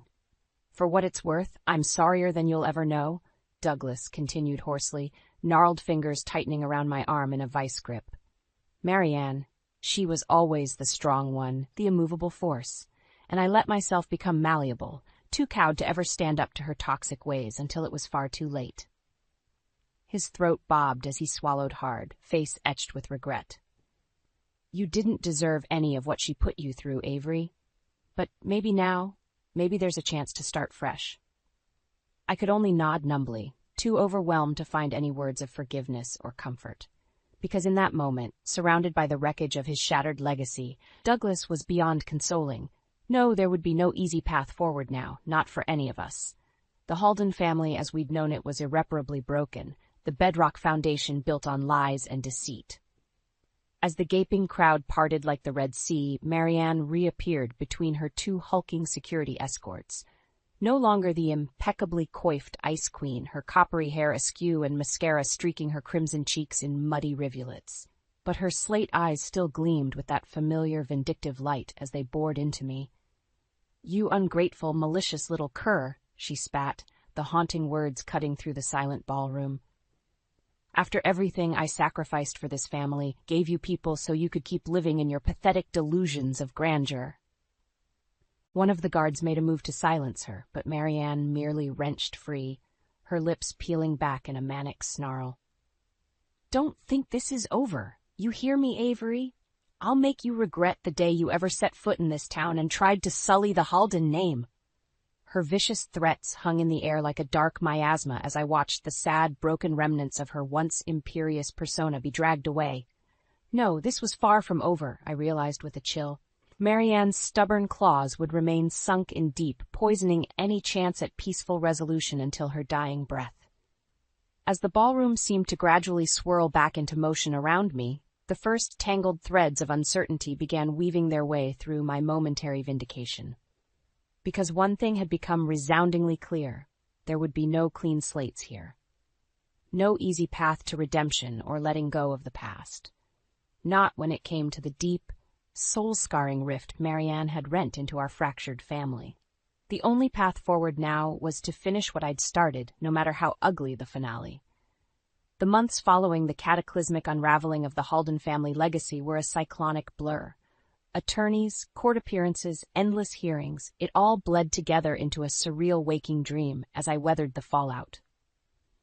True to her malicious vow, Marianne fought tooth and nail against the charges, her snarling defiance echoing through oak-paneled courtrooms like the unrelenting screeches of a wild animal. Evidence be damned, she seemed determined to drag us all down into her scorched-earth spiral of destruction before finally admitting defeat. But in the end, the truth proved insurmountable. The house of lies she'd so meticulously constructed came crumbling down in an avalanche of convictions and seized assets. I could only look on in muted triumph as the once untouchable Marianne Halden was led away in shackles, her raging accusations buried under the weight of her own hubris. For Elliot, there could be no easy escape from his silent complicity either. Faced with his own damning trail of evidence, adulterous entanglements, misused funds, illegal business dealings, my husband eventually accepted a plea deal. His sentence was lighter than his mother's, but the cost was steep nonetheless. Public humiliation, hefty fines, and a lifetime of untangling his father's ravaged business affairs. As for Douglas, the tragic patriarch displayed a weariness that went far beyond his years as the curtain closed on this ugliest of family dramas. He retreated from the prying eyes of the community, content to quietly pick up the pieces of his shattered empire alone. Well, not entirely alone, for in a gesture I never could have foreseen, he summoned me to his study one rain-swept evening with an unexpected offering, a shocking sum of restitution and an even more stunning apology. You never deserved the venom my wife unleashed, nor my own cowardice in enabling her toxic behavior, he rasped, calloused fingers caressing a worn photograph of family happier times. But I hope this can be a step towards making amends for the suffering you endured on my watch. I opened my mouth to protest, but Douglas raised a withered hand, his eyes shimmering with a fragile hope. Take it, Avery. For once in your life, take something you never had to fight tooth and nail for. Build yourself a legacy untainted by the rot of this family. His gruff words should have felt like a balm after such harrowing turmoil. And yet, as I accepted the oversized check with trembling hands, my heart felt strangely hollow, because no amount of reckoning or restitution could ever absolve the scars that had been carved into my soul by this once revered family. Those wounds would never fully heal, I realized with a pang of melancholy. Even now, stripped of their wealth and clout, the Haldens maintained an invisible hold over me, their ghosts lingering in the farthest reaches of my psyche, like insidious wraiths. But rather than allowing their toxic legacy to tighten around me once more, I would take Douglas's offering and finally forge my own path forward. So as the weeks and seasons gradually shifted once more, I did just that.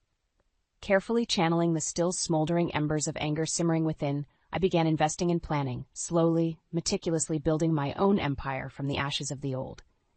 It started small, just a little community arts program for underprivileged youth that had been a lifelong dream.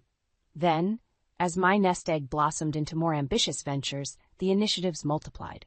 Before long, I was able to establish a formidable foundation in my own name, dedicated to empowering women who had faced abuse and marginalization at the hands of toxic power structures. With every new achievement and hard-won victory, I could feel the icy grip of the past gradually loosening its hold over my battered soul, the all-consuming rage and thirst for vengeance slowly giving way to a renewed sense of purpose and strength from within. It would be naive to think the scars could ever fully fade, that the haunting specter of Marianne's abuse wouldn't still linger in the darkest recesses of my heart, appearing in my most vulnerable moments like a malevolent phantasm. But now, finally, I had reclaimed the power to exorcise those demons in whatever form they took. The cycle of toxicity had been broken once and for all, replaced by the first blushes of a new day. A day where I was no longer just surviving, but finally thriving, as the master of my own rebirth.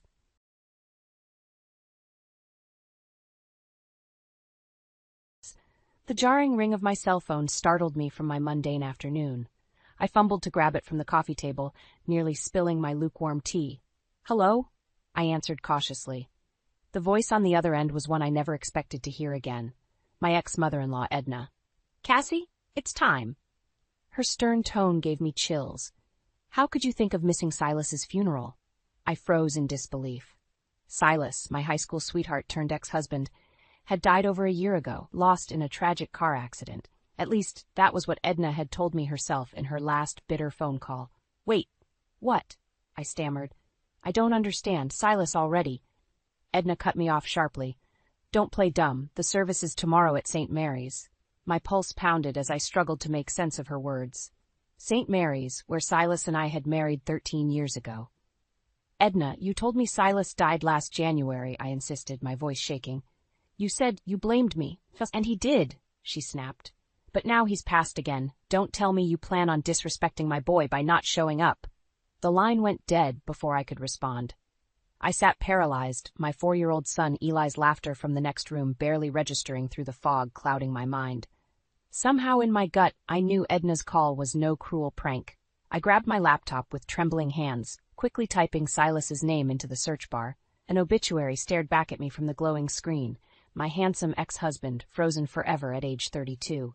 Yesterday's date marked the finality of it in black and white. Silas was truly gone. But how? None of this made any sense. I skimmed the details of the tribute through vision blurred by tears. A tragic construction accident, survived by his wife Marcella and their infant son. Marcella. Her name jolted me as my shock morphed to anger. The woman Silas had left me for when I was pregnant with Eli. The woman who had swooped in to take my place. I shoved back the bitter memories threatening to overwhelm me. Marcella was far in my past now, just like Silas. But this funeral brought everything roaring back. Grabbing Eli's hand, I resolutely led him out the door to my car. I had to know what kind of sick game was being played here. And I refused to let Eli's rightful place be erased by the woman who had already taken so much from us. St. Mary's loomed before me more foreboding than I remembered as I marched towards it, Eli's little hand nestled securely in my grip. I did not know what I would discover inside about Silas's supposed double death, but I knew one thing for certain. I would protect my son and the truth at all costs. The pews of St. Mary's were packed, stifling even, yet an almost eerie silence still hung in the incense-filled air. I clutched Eli close as I made my way to the front, ignoring the glares and whispers cutting through me with each step. I held my breath, bracing myself for my first glimpse at the photos adorning Silas's closed casket. Sure enough, the images chilled me to my core as we approached. Smiling portraits encircled elaborate bouquets and candles, a vibrant Silas frozen in time forever at 32 years old, exactly as the recent obituary had depicted him. My gaze turned towards the largest portrait, which featured Silas embracing a woman with flowing blonde hair and a cunning smile, Marcella. Underneath it sat a makeshift playpen where Marcella's infant son kicked and cooed, oblivious to the morbid day marking his father's death. I had just bent down instinctively to soothe the crying baby when a cold hand grasped my arm. "Who do you think you're fooling?" A harsh voice spat as I spun around. I stared into the soulless gray eyes of Marcella herself, still clutching the child to her hip with a painted claw. "Get away from my son." Anger swelled within me. This fraud, raising Silas's boy, playing the role of the pretty young widow to milk this for all it was worth, it was revolting. "Didn't expect to see the ex-wife, now did you?" I seethed back, letting my contempt show. "Oh, and congratulations on the supposed tragic accident." Blood drained from Marcella's face. "Why, you little—" She sputtered, composing herself as mourners glanced our way. Her expression transformed to a well-practiced pout as she dabbed mock tears and sauntered towards the open casket. I watched with disgust as Marcella embraced Silas' parents, her sniffles loud in the pin-drop silence. Even now, her only concern was maintaining appearances for the sake of their fortune and estate. So blinded by greed that they actually believed her lies and supported this gold digger next to their only son's grave. A small hand in mine reminded me this show was not my concern anymore. I had my own flesh and blood to protect and promises to keep. The thought fueled me as I turned my back on Marcella's performance, with a resolve colder than the ice in her glare when she cried on their shoulders. She would not get away with this act of manipulation, and she would certainly never lay her claws on what was meant for Eli. Over the sobs, the priest invited us to view Silas one final time. With one last glance at Eli, we slowly approached the casket, flanked by flashy floral tributes like misplaced trophies. Lying inside, Silas looked hollow, almost diminished, a shell of the bright and vibrant soul I had once called mine. "Never forget that truth prevails over deception, no matter how wicked," I whispered softly to Eli as I squeezed his shoulder. As we left Silas to whatever peace death would bring him, I vowed we would uncover what Marcella so desperately wanted hidden behind her web of lies. The funeral took every ounce of my energy. As we exited the suffocating church, I knew uncovering Marcella's deceit was now non-negotiable. I asked my neighbor Holly, Eli's godmother, to watch him for a bit.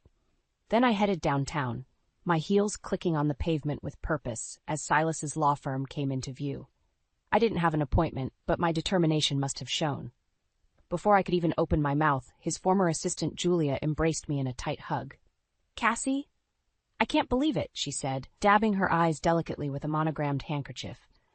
"First the accident, now this?" My ears perked up, senses on high alert. "Accident?" I asked.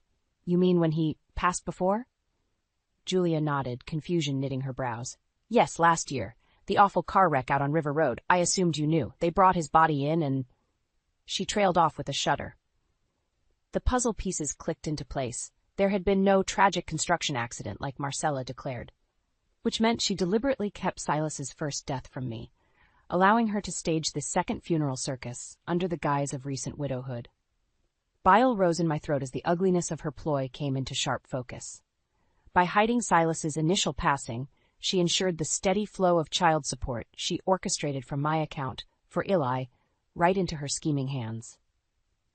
I thought I was providing for my boy, but in reality, that witch likely used every cent to fund her plush new lifestyle. As fury and disgust overwhelmed me, I managed to choke out the other burning question. The baby, is he really Silas's? Julia shook her head before lowering her voice to barely a whisper. Rumor has it they were already separated when she got pregnant, but once Silas passed, she saw her opportunity. I reeled at this, the final crushing blow. In addition to using my son, this harpy had trapped my ex-in-laws with the ultimate manipulation, a motherless grandchild to dote on. Even in death, she ensured Silas's fortune would fund her through the boy's college years and beyond. Meanwhile, she attempted to erase my Eli completely, threatening his only connection to Silas's family and inheritance. Overcome with anger, I stormed out of the office, nearly knocking over a vase of lilies sent in loving memory of Silicon Valley's most ambitious lawyer. As I arrived on Marcella's manicured block, I felt containing my rage would be impossible. Sure enough, the sight of her smug smile enraged me as she rocked on the front porch with the baby nestled against her. Not today, witch, I thought. The next hour was a satisfying blur of unleashed fury as I confronted her with all I had learned. With each newly exposed truth, I relished the growing panic in her eyes. Her defeat was palpable, as I declared I would be filing a lawsuit first thing Monday morning to settle this injustice once and for all. You can slither back into whatever hole you crawled from now, I spat as I turned to leave. You'll never see another dime meant for my son. I walked away with strides full of renewed purpose. For justice, for Eli's legacy, and for the truth Silas deserved. This victory left the sweet taste of revenge on my lips at last. And tomorrow, the real fight would begin. I arrived at the lawyer's office, fueled by caffeinated determination, clutching folders full of paperwork I had gathered over the weekend. Bank statements, legal documents, Marcella's venomous threats. I was armed and ready for battle. The meeting started smoothly as I recounted my discoveries. The lawyer, Mr. Silverstein, listened thoughtfully, periodically adjusting his thin-rimmed glasses. Finally, he cleared his throat and leaned forward. While these revelations about Marcella's past schemes are certainly concerning, without concrete evidence of current illegal activities, I'm afraid there's little ground for a case, he said gently. My eager smile faded. What? She manipulated a dead man's estate for her own gain. I slid the threatening SMS messages across his desk. And she's clearly planning to deny my son his rightful inheritance. Mr. Silverstein grimaced as he perused Marcella's texts, gloating about securing power of attorney. While distasteful, her actions appear strategically within legal bounds, he said, since you never married your son's claim. I cut him off, unable to contain my boiling frustration. So this witch can flaunt her schemes and lies, but I'm just supposed to sit and wait for her next underhanded attack? Sighing, Mr. Silverstein removed his glasses, rubbing his tired eyes. Without proof of actual fraud, we have no grounds for legal action. My best advice would be to wait it out. I slammed my hands on the desk, trembling with anger as I rose. Unacceptable. My son's future is at stake thanks to that soulless money-grubbing... A knock interrupted my tirade. The door creaked open to reveal Julia, her eyes wide with shock. Sorry to interrupt, but Cassie, you must come quickly. Julia cried breathlessly. I just overheard Marcella on the phone with a strange man. They mentioned documents, custody. My heart seized in my chest. Marcella was already striking with her next scheme. I grabbed my bag, my mind reeling. Did you hear anything else? I asked. Julia shook her head apologetically. As we turned to rush out, Mr. Silverstein handed me a business card. Call me immediately if you uncover solid evidence of wrongdoing, he instructed firmly. With concrete proof, we can build a case. We sped back to Julia's office, where she recounted the bits of conversation she had overheard. As she mimicked the man's slimy tone, bragging about eliminating obstacles, my blood ran cold. This was beyond manipulation. Marcella had crossed over into criminality, and my son was the intended target. We had to catch her red-handed and fast. As Julia made calls checking databases, reality sank in. My days of civility were over. I had to stop reacting and take action. For Eli's sake, it was time to set the trap and play dirty. The pieces clicked into place with chilling precision. Bank statements I had discovered showed large, frequent transfers to a business associate named Derek. A quick online search of his profile made his line of work clear, and baiting this snake out of hiding would surely expose Marcella right along with him. As I plotted out the trap, adrenaline flooded my veins. By weaponizing Marcella's own ugly tactics against her, I would finally take back control. For the sake of Eli's future, her cruelty would be repaid in kind at last. This ended now. The annual Silicon Valley Law Gala was the perfect backdrop for my trap. I had discovered Marcella would be here tonight schmoozing potential investors for her new lifestyle brand. Bile rose in my throat, imagining her peddling leggings and false widowhood in the same breath. Well, not anymore. Tonight her lies would be exposed for the world to see. I had chosen my bait carefully, luring the ominous Derek to a shadowy rendezvous with the promise of a payoff. My eyewitness waited strategically behind a marble column, ready to catch every incriminating exchange on video. All that remained was springing the confrontation I had planned, so Marcella's facade would come crumbling down in front of the cream of the crop attendees. I spotted her across the ballroom, draped in an ostentatious black dress, already working the room with dramatic flair. Time to steal the spotlight, I thought, striding towards her, with rage burning through my veins. "Why, Cassie, what a surprise!" Marcella drawled, her expression morphing from warm charm to icy hatred in an instant. "I'm terribly sorry, but this is a private event. Now run along." The circle of executives glanced between us, curiosity piqued by the palpable tension. Perfect. Private event, I scoffed. More like hunting ground for your next victim right under the guise of entrepreneurship? Have you handed out catalogs showcasing your full web of lies yet? Flashes of anger and fear crossed Marcella's face. "Why, I never. Someone escort this mad woman out at once." But her feigned outrage merely made me laugh. "Come now, Marcy, why don't you share with these kind folks how you conned my grieving ex-in-laws?" I swept my arm towards the captive audience, leverage exactly as I had planned. "Tell them how you seduced my husband away and then faked widowhood twice over for access to his millions." The watching crowd murmured uncomfortably. Before Marcella could respond, her cell phone rang. With trembling hands she answered, breathless fear filling her eyes as she listened. After a long pause, she choked out, "You told me this would work, that no one would ever find out." I grinned wickedly, crossing my arms. "Trouble with your partners in crime, I take it?" Marcella stared at me wild-eyed as I continued. "Did you really think we wouldn't uncover your shady plans with that brute Derek to steal my son's inheritance?" Right on cue, Julia stepped forward, clutching her phone, still recording Derek's incriminating exchange. "We have it all right here," Julia declared. "Your threats, lies, and hired thugs caught discussing falsifying custody documents." Marcella collapsed to her knees as her world crumbled around her, the damning evidence now on full display for all to witness at last. I leaned down, my tone icy. "Your games end here. You knew exactly what you stood to gain from my family's loss, and you didn't care who you destroyed in the process. Well, now the spotlight is on you."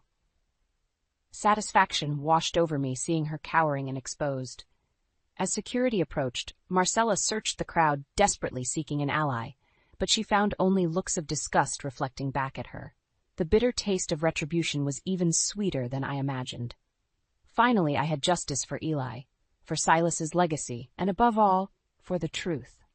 Marcella's web of deception lay in ruins all around her. Now it was her turn to lose everything, and I would ensure she answered for her crimes if it was the last thing I did. The weeks following Marcella's public shaming blended together in a flurry of legal motions and strategy sessions. With evidence of her shady dealings now on full display, the battle had shifted to the courtroom. I sat calmly smoothing my dress suit as Mr. Leah Silverstein paced, reviewing our plan of attack. With the video footage clearly implicating Derek, Marcella's remaining credibility is questionable at best, he affirmed. Our case highlighting her deceit around Silas's estate and inheritance rights is quite strong. I nodded, steeling myself as we entered the imposing courtroom. Marcella sat at the defendant's table, the hollows of her cheeks betraying her normally glamorous visage. Her bloodshot eyes narrowed to slits as I held her glare with steely determination. The fantasies of my victory had kept me energized throughout sleepless nights. Today, Sweet justice would finally be served. The room fell silent as the judge entered. For 3 tense hours, Mr. Silverstein presented an impenetrable wall of evidence showcasing every manipulating half-truth and bold-faced lie Marcella had spun to profit off Silas's tragic death. Phone records proved her secrecy around his actual passing. Bank statements exposed money funneled from my personal accounts straight into her pockets, and most damning, Derek's own written testimonial implicated Marcella as the true mastermind behind the plot to erase my son's claim. I watched Marcella's haughty facade slowly crack and crumble as the weight of truth exposed her deceit. As Mr. Silverstein turned the floor over to her, she sat frozen for a long minute before stammering weakly in self-defense. But her sputtering lies stood no chance now. She had no choice but to confess haltingly to concealing Silas's initial death. A gasp rippled through the gallery at this admission. When pressed about her motivation by the judge, Marcella dissolved into hysterical sobs about debts and bad investments. My lip curled in disgust, hearing her still make excuses rather than take accountability. After she composed her sniveling, the judge turned to Mr. Silverstein. In lieu of this compelling evidence, I am prepared to rule on the matter of Silas Gray's estate and inheritance rights. Please approach. This was it, the moment that had kept me fighting through countless ruthless attacks. Marcella paled as we stood next to her, awaiting the verdict that would decide my son's fate. On the matter of Silas Gray's estate, full rights shall be granted to his named next of kin, his son Elijah. My breath caught as joyful shock washed over me. Additionally, Miss Marcella Pierce will hereby repay all misallocated funds and forfeit any custody claim over the child. I blinked back grateful tears as justice rained down at long last, stripping the woman who had taken so much from my son for her own gain. The rest was a dizzying rush of celebratory hugs and phone calls to Eli, who giggled gleefully at the news. Meanwhile, Marcella sat frozen, the judge's gavel signaling her defeat. I watched as bailiffs approached to apprehend her on formal fraud charges tied to years of financial deception. As they led her shambling body past me, I stood tall, finally seeing her for the powerless coward she was, without her web of lies for protection. "You forget who you were dealing with," I said coldly. "Did you really think you could threaten my child, Silas's child, without consequence?" As she disappeared from view for good, I let the sweet taste of revenge wash over me at last. With her poisonous shadow now banished from our lives forever, Eli and I could finally embrace the bright future that was rightfully his. Justice indeed prevailed. In the weeks following the trial, I was able to breathe freely for the first time in years. Marcella was sentenced to 3 years behind bars, a satisfactory reckoning for the havoc she had wreaked on countless lives. The duty of tying up legal loose ends around Silas's estate fell to my trusted advisor, Julia. As we sat signing paperwork, joy overwhelmed me seeing Eli's inheritance fully secured at last by his rightful guardians, Silas's parents, Edna and Richard. A soft knock interrupted us. Edna entered, her usual haughty aura replaced by something resembling humility. "Cassie, I can't thank you enough for what you did," she said haltingly. Richard nodded behind her, his eyes glistening. We were so blinded. We never imagined Marcella was manipulating us that entire time. I studied their faces intently. The past could never be erased, but perhaps this ordeal had opened their eyes to what mattered most now. Family. I reached across the table and squeezed Edna's hand gently. "Let's focus on the future for Eli's sake." Richard and Edna both smiled through tears. For all our rocky history, we shared an unexpected bond now as guardians of Silas's legacy. Over lunch, we laughed reminiscing about a young, vibrant Silas, the man we all loved in different ways. Edna even shared baby pictures I had never seen before. A warmth filled me realizing that perhaps some good could come from even the darkest storms. Later at home, while tucking Eli into bed, I decided to share part of the story that had led us here. I told an age-appropriate version, not mentioning Marcella by name but focusing on themes of honesty, family, and karma. His big brown eyes widened with childlike awe as I spoke. "So that mean Lady lied? Is that why you had to go fight the bad guys in court?" I kissed Eli on the forehead, my heart swelling with pride. "Yes, my smart boy, but now the truth came out, just like it always does, and that mean Lady can't ever bother us again." Eli giggled and squeezed his stuffed dog, the one Silas had given him years ago. Well, I'm glad, 'cause now we get to stay with Grandma and Grandpa and inherit Daddy's big building downtown. I had to laugh at his innocent understanding of the legal complexity, but in his eyes shone the optimism and hope I had fought so hard to protect. Over the next year, life took on a beautiful rhythm I had scarcely allowed myself to imagine.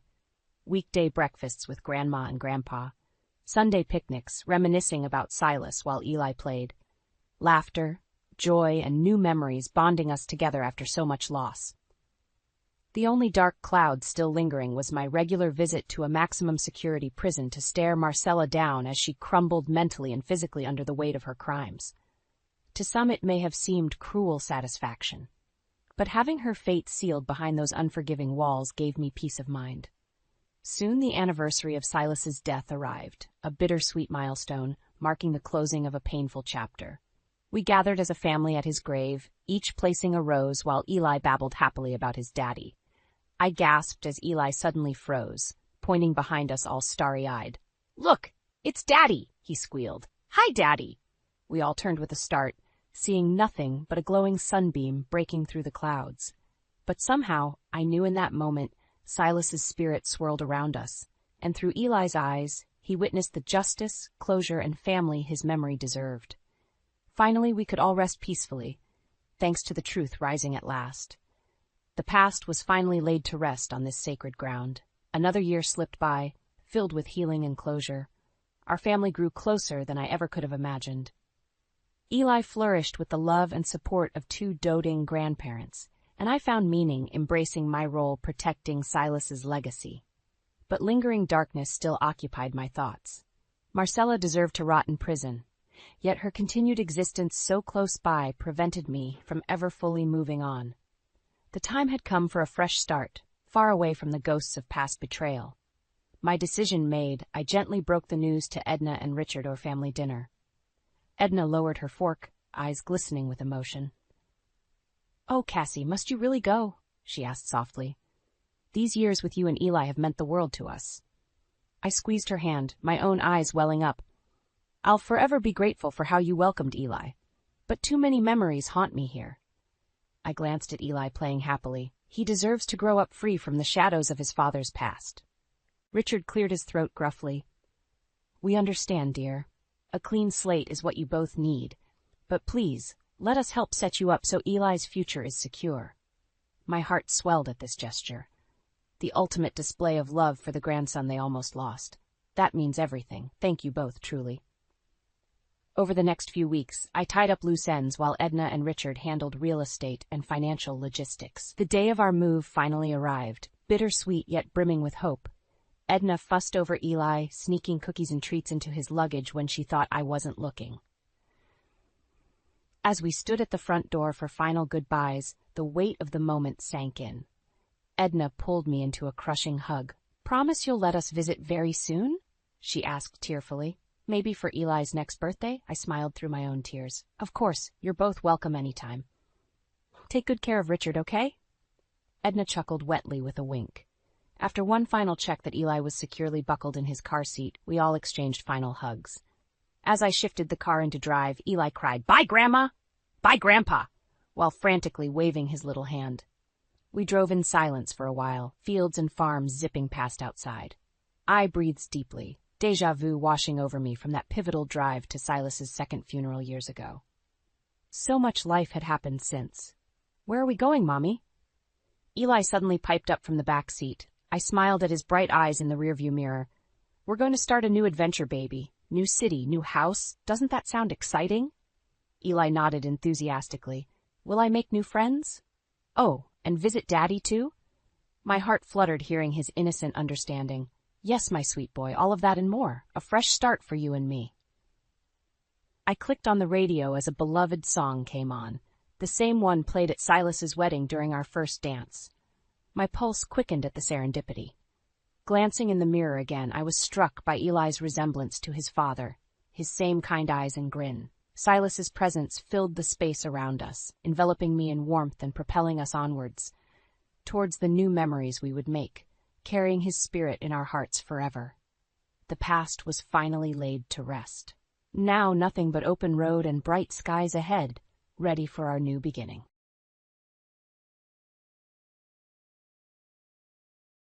It was just another quiet evening at home until the phone call came and turned our world upside down. Marcus and I were sitting at the dinner table, enjoying the salmon and roasted potatoes I'd made, when his cell phone started buzzing. He glanced at the screen and froze. "Who is it?" I asked. "It's Selena," he said grimly. Selena, his 19-year-old daughter from his disastrous first marriage who he hadn't spoken to in years. My heart sank. Nothing good could come of this. Marcus answered the call and I studied his face as he listened, his eyes narrowing in concern. After a few terse words, he hung up and let out a long sigh. "What did she want?" I asked, bracing myself. "She's coming to live with us. Her roommate kicked her out, so she's driving here tomorrow." I dropped my fork, my appetite vanishing. "Here? For how long?" She didn't say, but it sounded like she plans to stay indefinitely. I felt the panic rising in my chest. We'd worked so hard to build a good life, a stable home. Marcus and I both came from broken families, rife with lies and betrayals. It had taken years of therapy and trust building to heal those wounds. The last thing we needed was a destructive, entitled 19-year-old tearing open those scars again. "Can't her mother take her in?" I asked. Marcus shook his head. "You know how that went. The divorce was nuclear. They haven't spoken since." Before I could object further, we heard the front door open. Our 16-year-old son Eli walked in, home from basketball practice. He joined us at the table, his wavy brown hair damp with sweat. "Hey, Mom, Dad, what's going on?" he asked, detecting the tension immediately. He was an exceptionally perceptive kid. Marcus gave him a tired smile. "We just got a call from your sister Selena. She's going to be staying with us for a while." Eli's eyes widened in surprise. He knew little about Selena, other than the few bitter stories Marcus had told over the years. Okay, Eli said slowly. "How long is she staying?" "We don't know yet," Marcus admitted. An uneasy silence settled on the room. I could imagine the worried thoughts spinning through Eli's mind. Selena's sudden arrival would disrupt the stability he valued so deeply, but he was too kind-hearted to voice those concerns. I reached over and gave his hand a reassuring squeeze. Then I turned to Marcus, my eyes flashing with determination. "We need to set firm ground rules," I said. "No freeloading or taking advantage. If she wants to stay here, she needs to get a job and contribute." Marcus nodded. "You're right. I'll make that clear when she arrives." But as we cleaned up the remains of dinner, I couldn't shake the feeling that nothing good would come from Selena's return. The past has a way of catching up, even if you barricade the door. The next morning I woke up feeling uneasy. Today was the day Selena would arrive.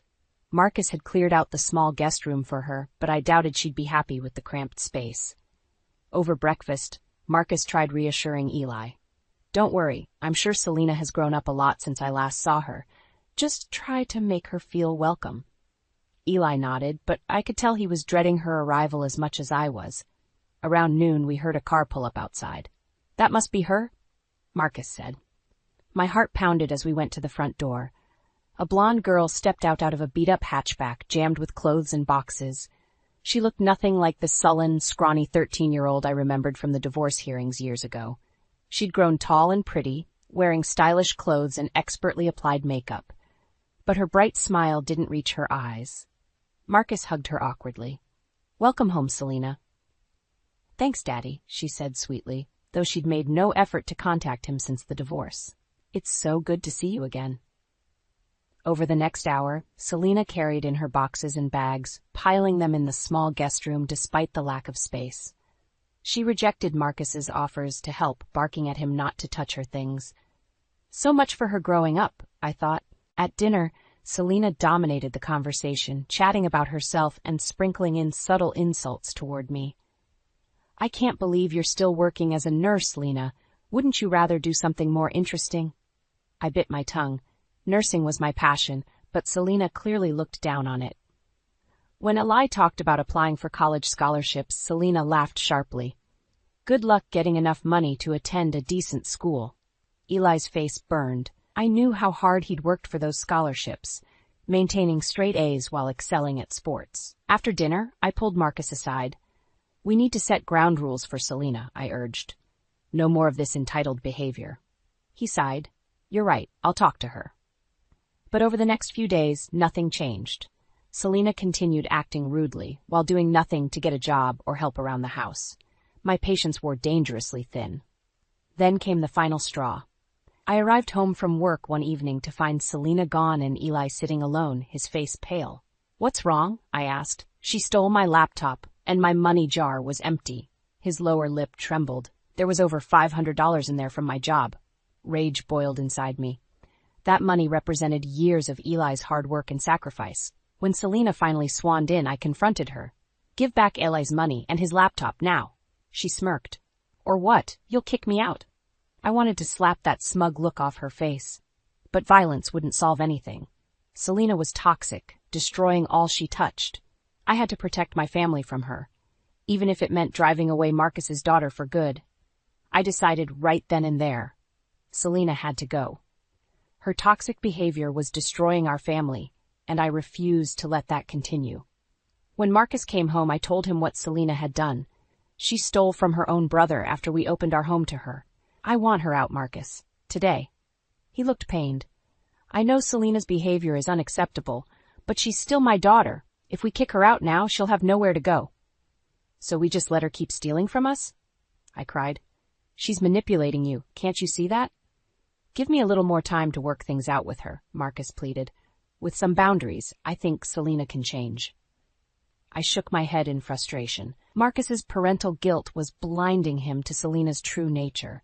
But I had to pick my battles carefully to avoid damaging my marriage. 1 week, I said.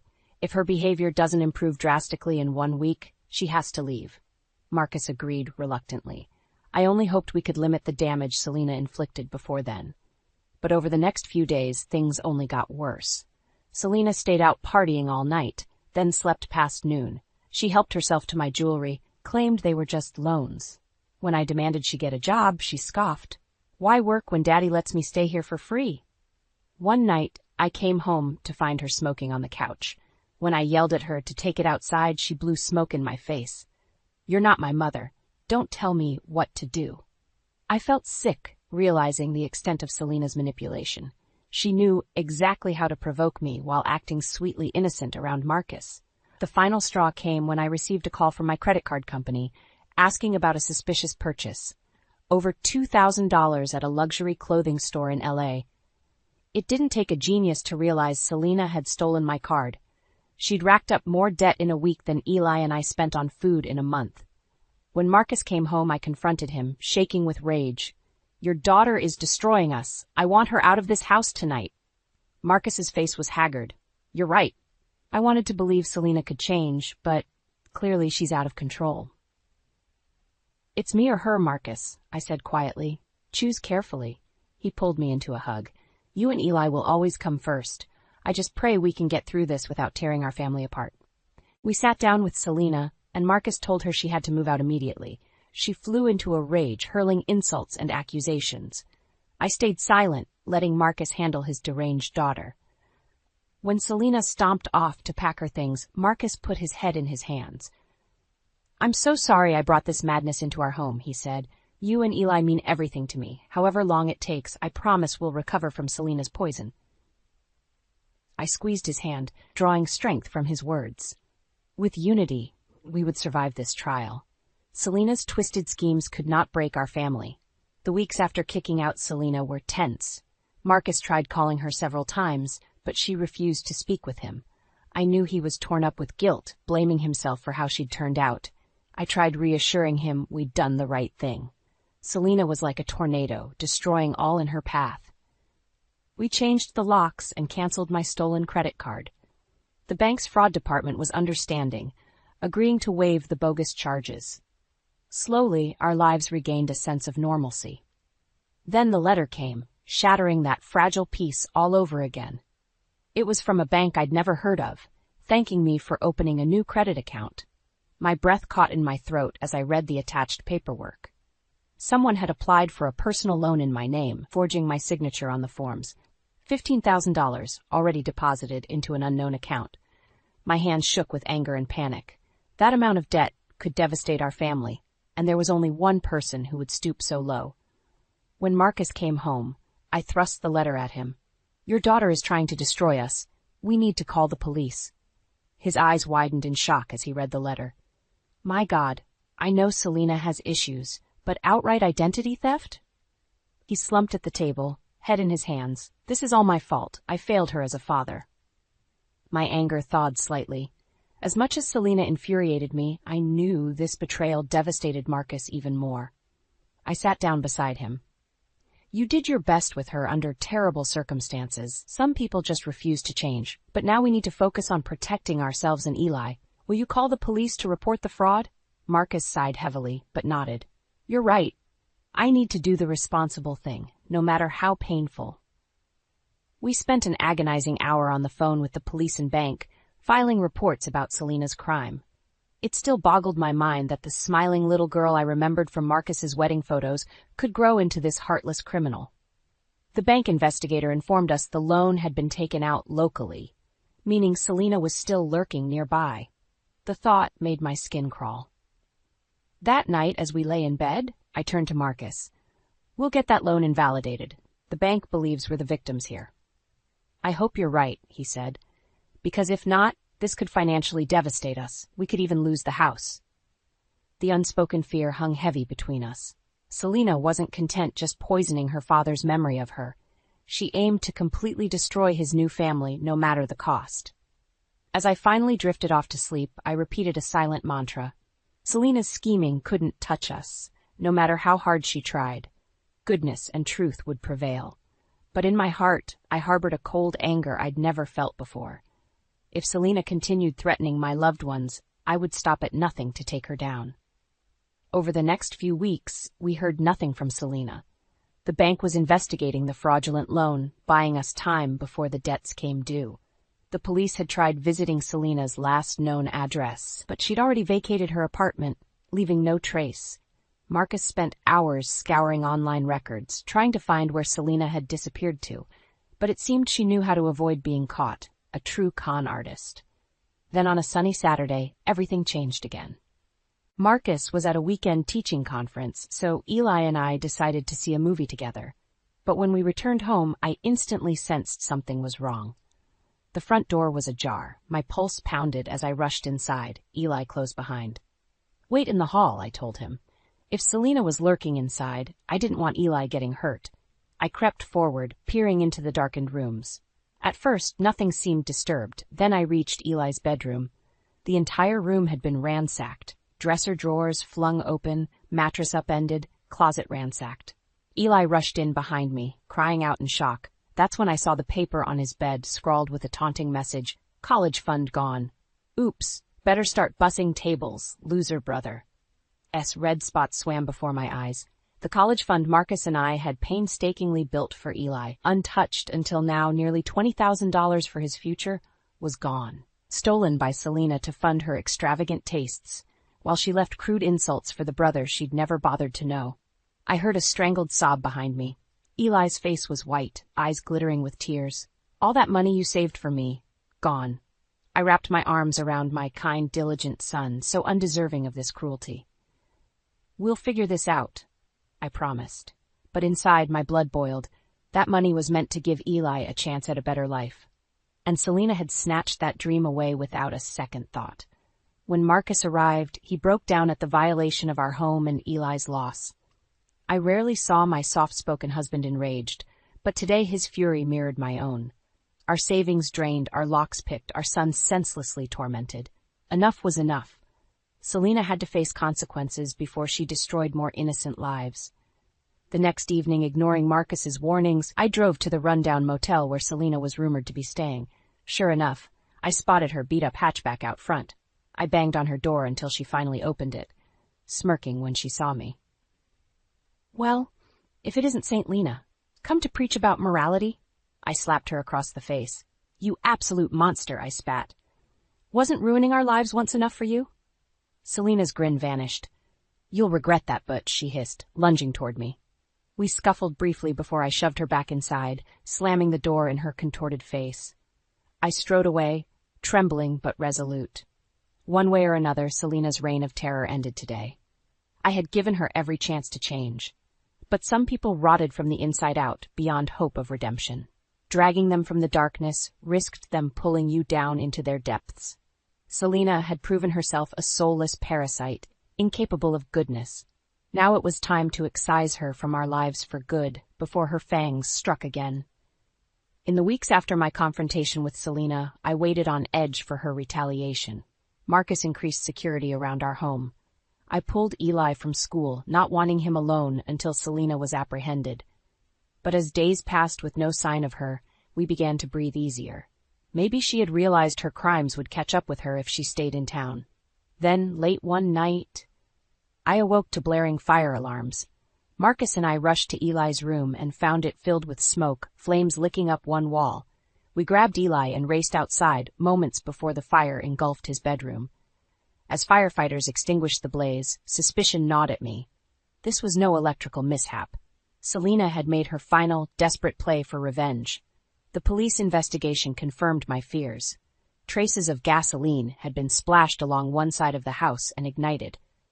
A disturbing amount, enough to incinerate us as we slept if the timing had been slightly off. Marcus's face was haggard as he spoke to the investigators. My daughter Selena Rogers is your arson suspect. We have evidence she committed identity theft and burglary against us. This fire was her latest attempt to harm my family. With the troubling revelations about Selena's escalating crimes, the police finally took serious action. They obtained security footage from nearby cameras, showing a figure in Selena's car fleeing the neighborhood right before firefighters arrived. Arrest warrants were issued. Selena's name and photo were distributed to local media, labeling her an armed and dangerous fugitive. Marcus even made a direct plea for Selena to turn herself in, promising she'd still receive due process. But Selena remained in hiding, our lives frozen in limbo as we waited for the snake to strike again. I stayed locked indoors with Eli, rifles and fire extinguishers within reach. She'd taken so much from us already. I refused to let her steal our sanity, too. Then late one evening, I got an unexpected call from the lead detective on our case, his voice urgent. You need to check the news right away. Selena Rogers was just apprehended. I grabbed Marcus and Eli, and we turned on the TV with trembling hands. A breaking news report showed Selena in handcuffs outside a pawn shop, stolen jewelry and electronics scattered at her feet. The very items she'd looted from our home. She cursed and spat at reporters as police stuffed her in a squad car. Selena had grown so convinced of her own invincibility that she'd slipped up and gotten caught red-handed. As the reporters recounted Selena's shocking crimes against her own family, her reputation lay in tatters, the real monster exposed underneath the pretty surface. I almost pitied her. Almost. That night, with Selena in a cell and our home protected, we finally slept in peace. The next weeks would be difficult, untangling the wreckage Selena left behind. But the storm had passed. Her lies could haunt us no more. A new dawn had broken, full of promise and hope. In the weeks after Selena's arrest, we slowly regained a sense of normalcy. With Selena locked up on multiple felony charges, the dark cloud that had choked our home finally lifted. I took Eli out for belated birthday celebrations at his favorite restaurants. Marcus and I spent evenings reminiscing about happier times before Selena's arrival. We started making plans to repair the fire damage and replenish our drained finances. There were still court dates looming. Marcus agonized over having to testify against his eldest daughter, no matter how estranged they'd become. I tried to steel my heart, reminding myself of all the suffering Selena had inflicted. Then we received shocking news. While in jail awaiting her trial, Selena had gotten into a violent fight with another inmate. The details were murky, but the results were clear. Selena was dead. Marcus took the news hardest of all. He locked himself in our room for days, torn apart with guilt. I focused my energy on comforting Eli, who despite everything felt saddened at the loss of a sister he'd never known. In the weeks that followed, we learned more disturbing details about Selena's final days. The inmate she'd clashed with claimed Selena had bragged about the rush she got from deceiving people, saying she wished she'd stolen triple the amount from us. Hearing Selena's callous words helped harden my heart. She'd felt no remorse for destroying lives. In the end, Her greed and aggression had collided with someone equally vicious. With Selena gone, the case against her unraveled quickly. The bank rescinded her bogus loan applications, removing that crushing debt burden. The police helped retrieve some of our stolen funds from her apartment and storage unit. At the same time, sympathies poured in from our community, people horrified at Selena's behavior once her crimes became public. Many had known Marcus and I as a loving couple and parents for over a decade. They rallied around us, raising money to help Eli pay his college tuition. Their generosity stunned me. After writhing in Selena's web of isolation and deceit, the support of true friends felt like waking up from a nightmare. I saw it dawn on Marcus, too. We were not alone. Good people could conquer evil together. On the anniversary of Selena's death, we visited her grave for the first and only time. Marcus knelt by the modest stone and whispered a prayer. I stood back with Eli, giving them space. She wasn't born bad, Eli said quietly. Do you think if she'd made different choices, she could have been happy? I hugged my wise son close. I think we all forge our own path. Selena chose destruction, but life marches on. Now we walk in the light again. Marcus joined us, finally looking at peace. He took my hand, a gentle smile on his face. Thank you for staying by my side, he said. Your love guided me out of the darkness. Together, we turned and walked into the sunset, leaving Selena's tempestuous ghost behind. The future awaited, bright and full of hope. In the months after Selena's death, our family slowly healed. The fire damage was repaired, stolen money recovered, debts settled. Bit by bit, we reclaimed what Selena had tried destroying. But some wounds aren't visible. I woke choking from nightmares of flames engulfing our home. Marcus withdrew into himself for days at a time, brooding with guilt, and Eli became quieter, jumping at small noises and keeping his bedroom door locked. So I suggested we start seeing a family counselor. At first, Marcus resisted, ashamed at needing help, but eventually he agreed it was necessary to fully mend our battered spirits. Our sessions proved intensely cathartic. We spoke of betrayal, violation, anger. The counselor taught us coping techniques for anxiety and PTSD.